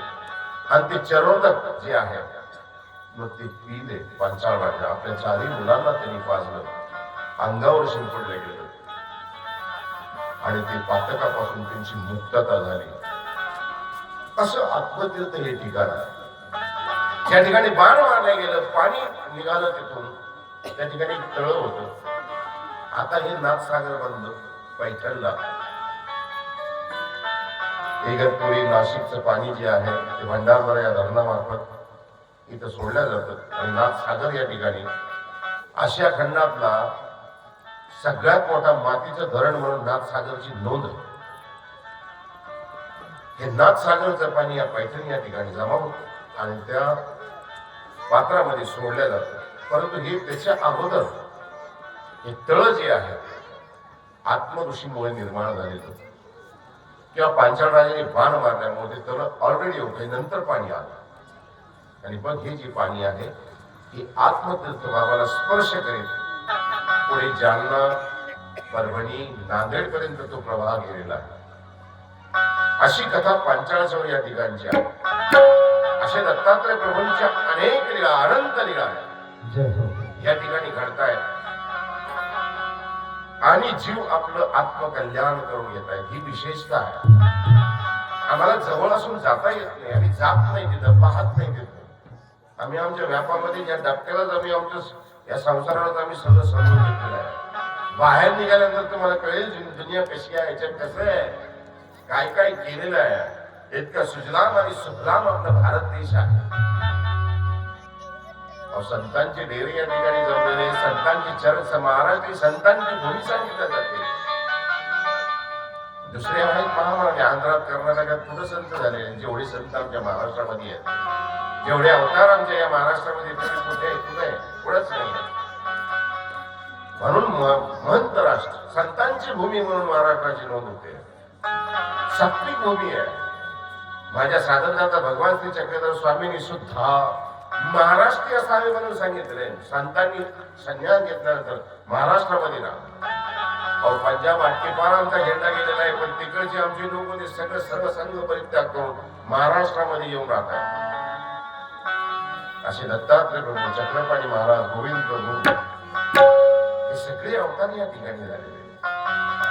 हे गोपाळकृष्ण अवतारच फक्त तिकडे आहे, बाकी 4ही अवतार त्यांचे इकडचेच आहेत. चक्रधर स्वामी बडोज नगरीहून महाराष्ट्रामध्ये आले, गंगा तीरावर राहिले 8.5 वर्ष. हेच नव्हे, ज्या ठिकाणी दत्तात्रय महाराज भोजन करतात ना, पांचाळ राजांनी सांगितलं की देवा हे ब्रह्महत्येपासून पातक माझं निवालं झालं. आपलं चरण घेतलं, ब्रह्महत्येपासून मी मोकळा झालो. पण देवा आपण सांगितल्याप्रमाणे मी या ठिकाणी हे जे केलेलं आहे, देवा आता काहीतरी आपला आशीर्वाद रूपी काहीतरी असावं मला. ते म्हणाले बोला काय हवंय तुम्हाला. ते म्हणाले प्रभू मी आपल्याविषयी ऐकलेलं आहे की आपण काशीला स्नान करतात, माहूरला मेरेवळ तळा आहे त्या ठिकाणी आपण केस वाळवतो. आपण कोल्हापूरला जम्मूखाक्य नगरी आहे त्या ठिकाणी भिक्षा करतात. भार्गव कन्या जी आहे त्यांनी आपल्याकडून वरदान मागून घेतलेलं आहे. आपण माहूरला निद्रा करता हेही मला मान्य आहे. पण देवा आपली दुपारची वेळ जी आहे भोजनाची, मला वरदान द्या देवा, मला आशीर्वाद द्या देवा की जोपर्यंत चंद्र सूर्य आहे, जोपर्यंत सृष्टी आहे, तोपर्यंत आपण भोजन करण्यासाठी या आत्मतीर्थ या ठिकाणी 45 या ठिकाणी येतात. देवा एवढं वरदान द्या. देव प्रसन्न झाल्यावर काय मागावा, देव प्रसन्न झाल्यावर काय मागावा. संसारी वस्तू मागावी, गाडी मागावी, घोडा मागावं, शेत मागावी, पैसा मागावा, अडका मागावा, प्रपंच मागावं, हे मागावं. अरे देव प्रसन्न झाल्यावर देवालाच मागावं. ज्यावेळेस आपण देवाला मागतो ना त्यावेळेस असं होतं, दत्त माझा माझा माझा, दत्त माझा माझा माझा.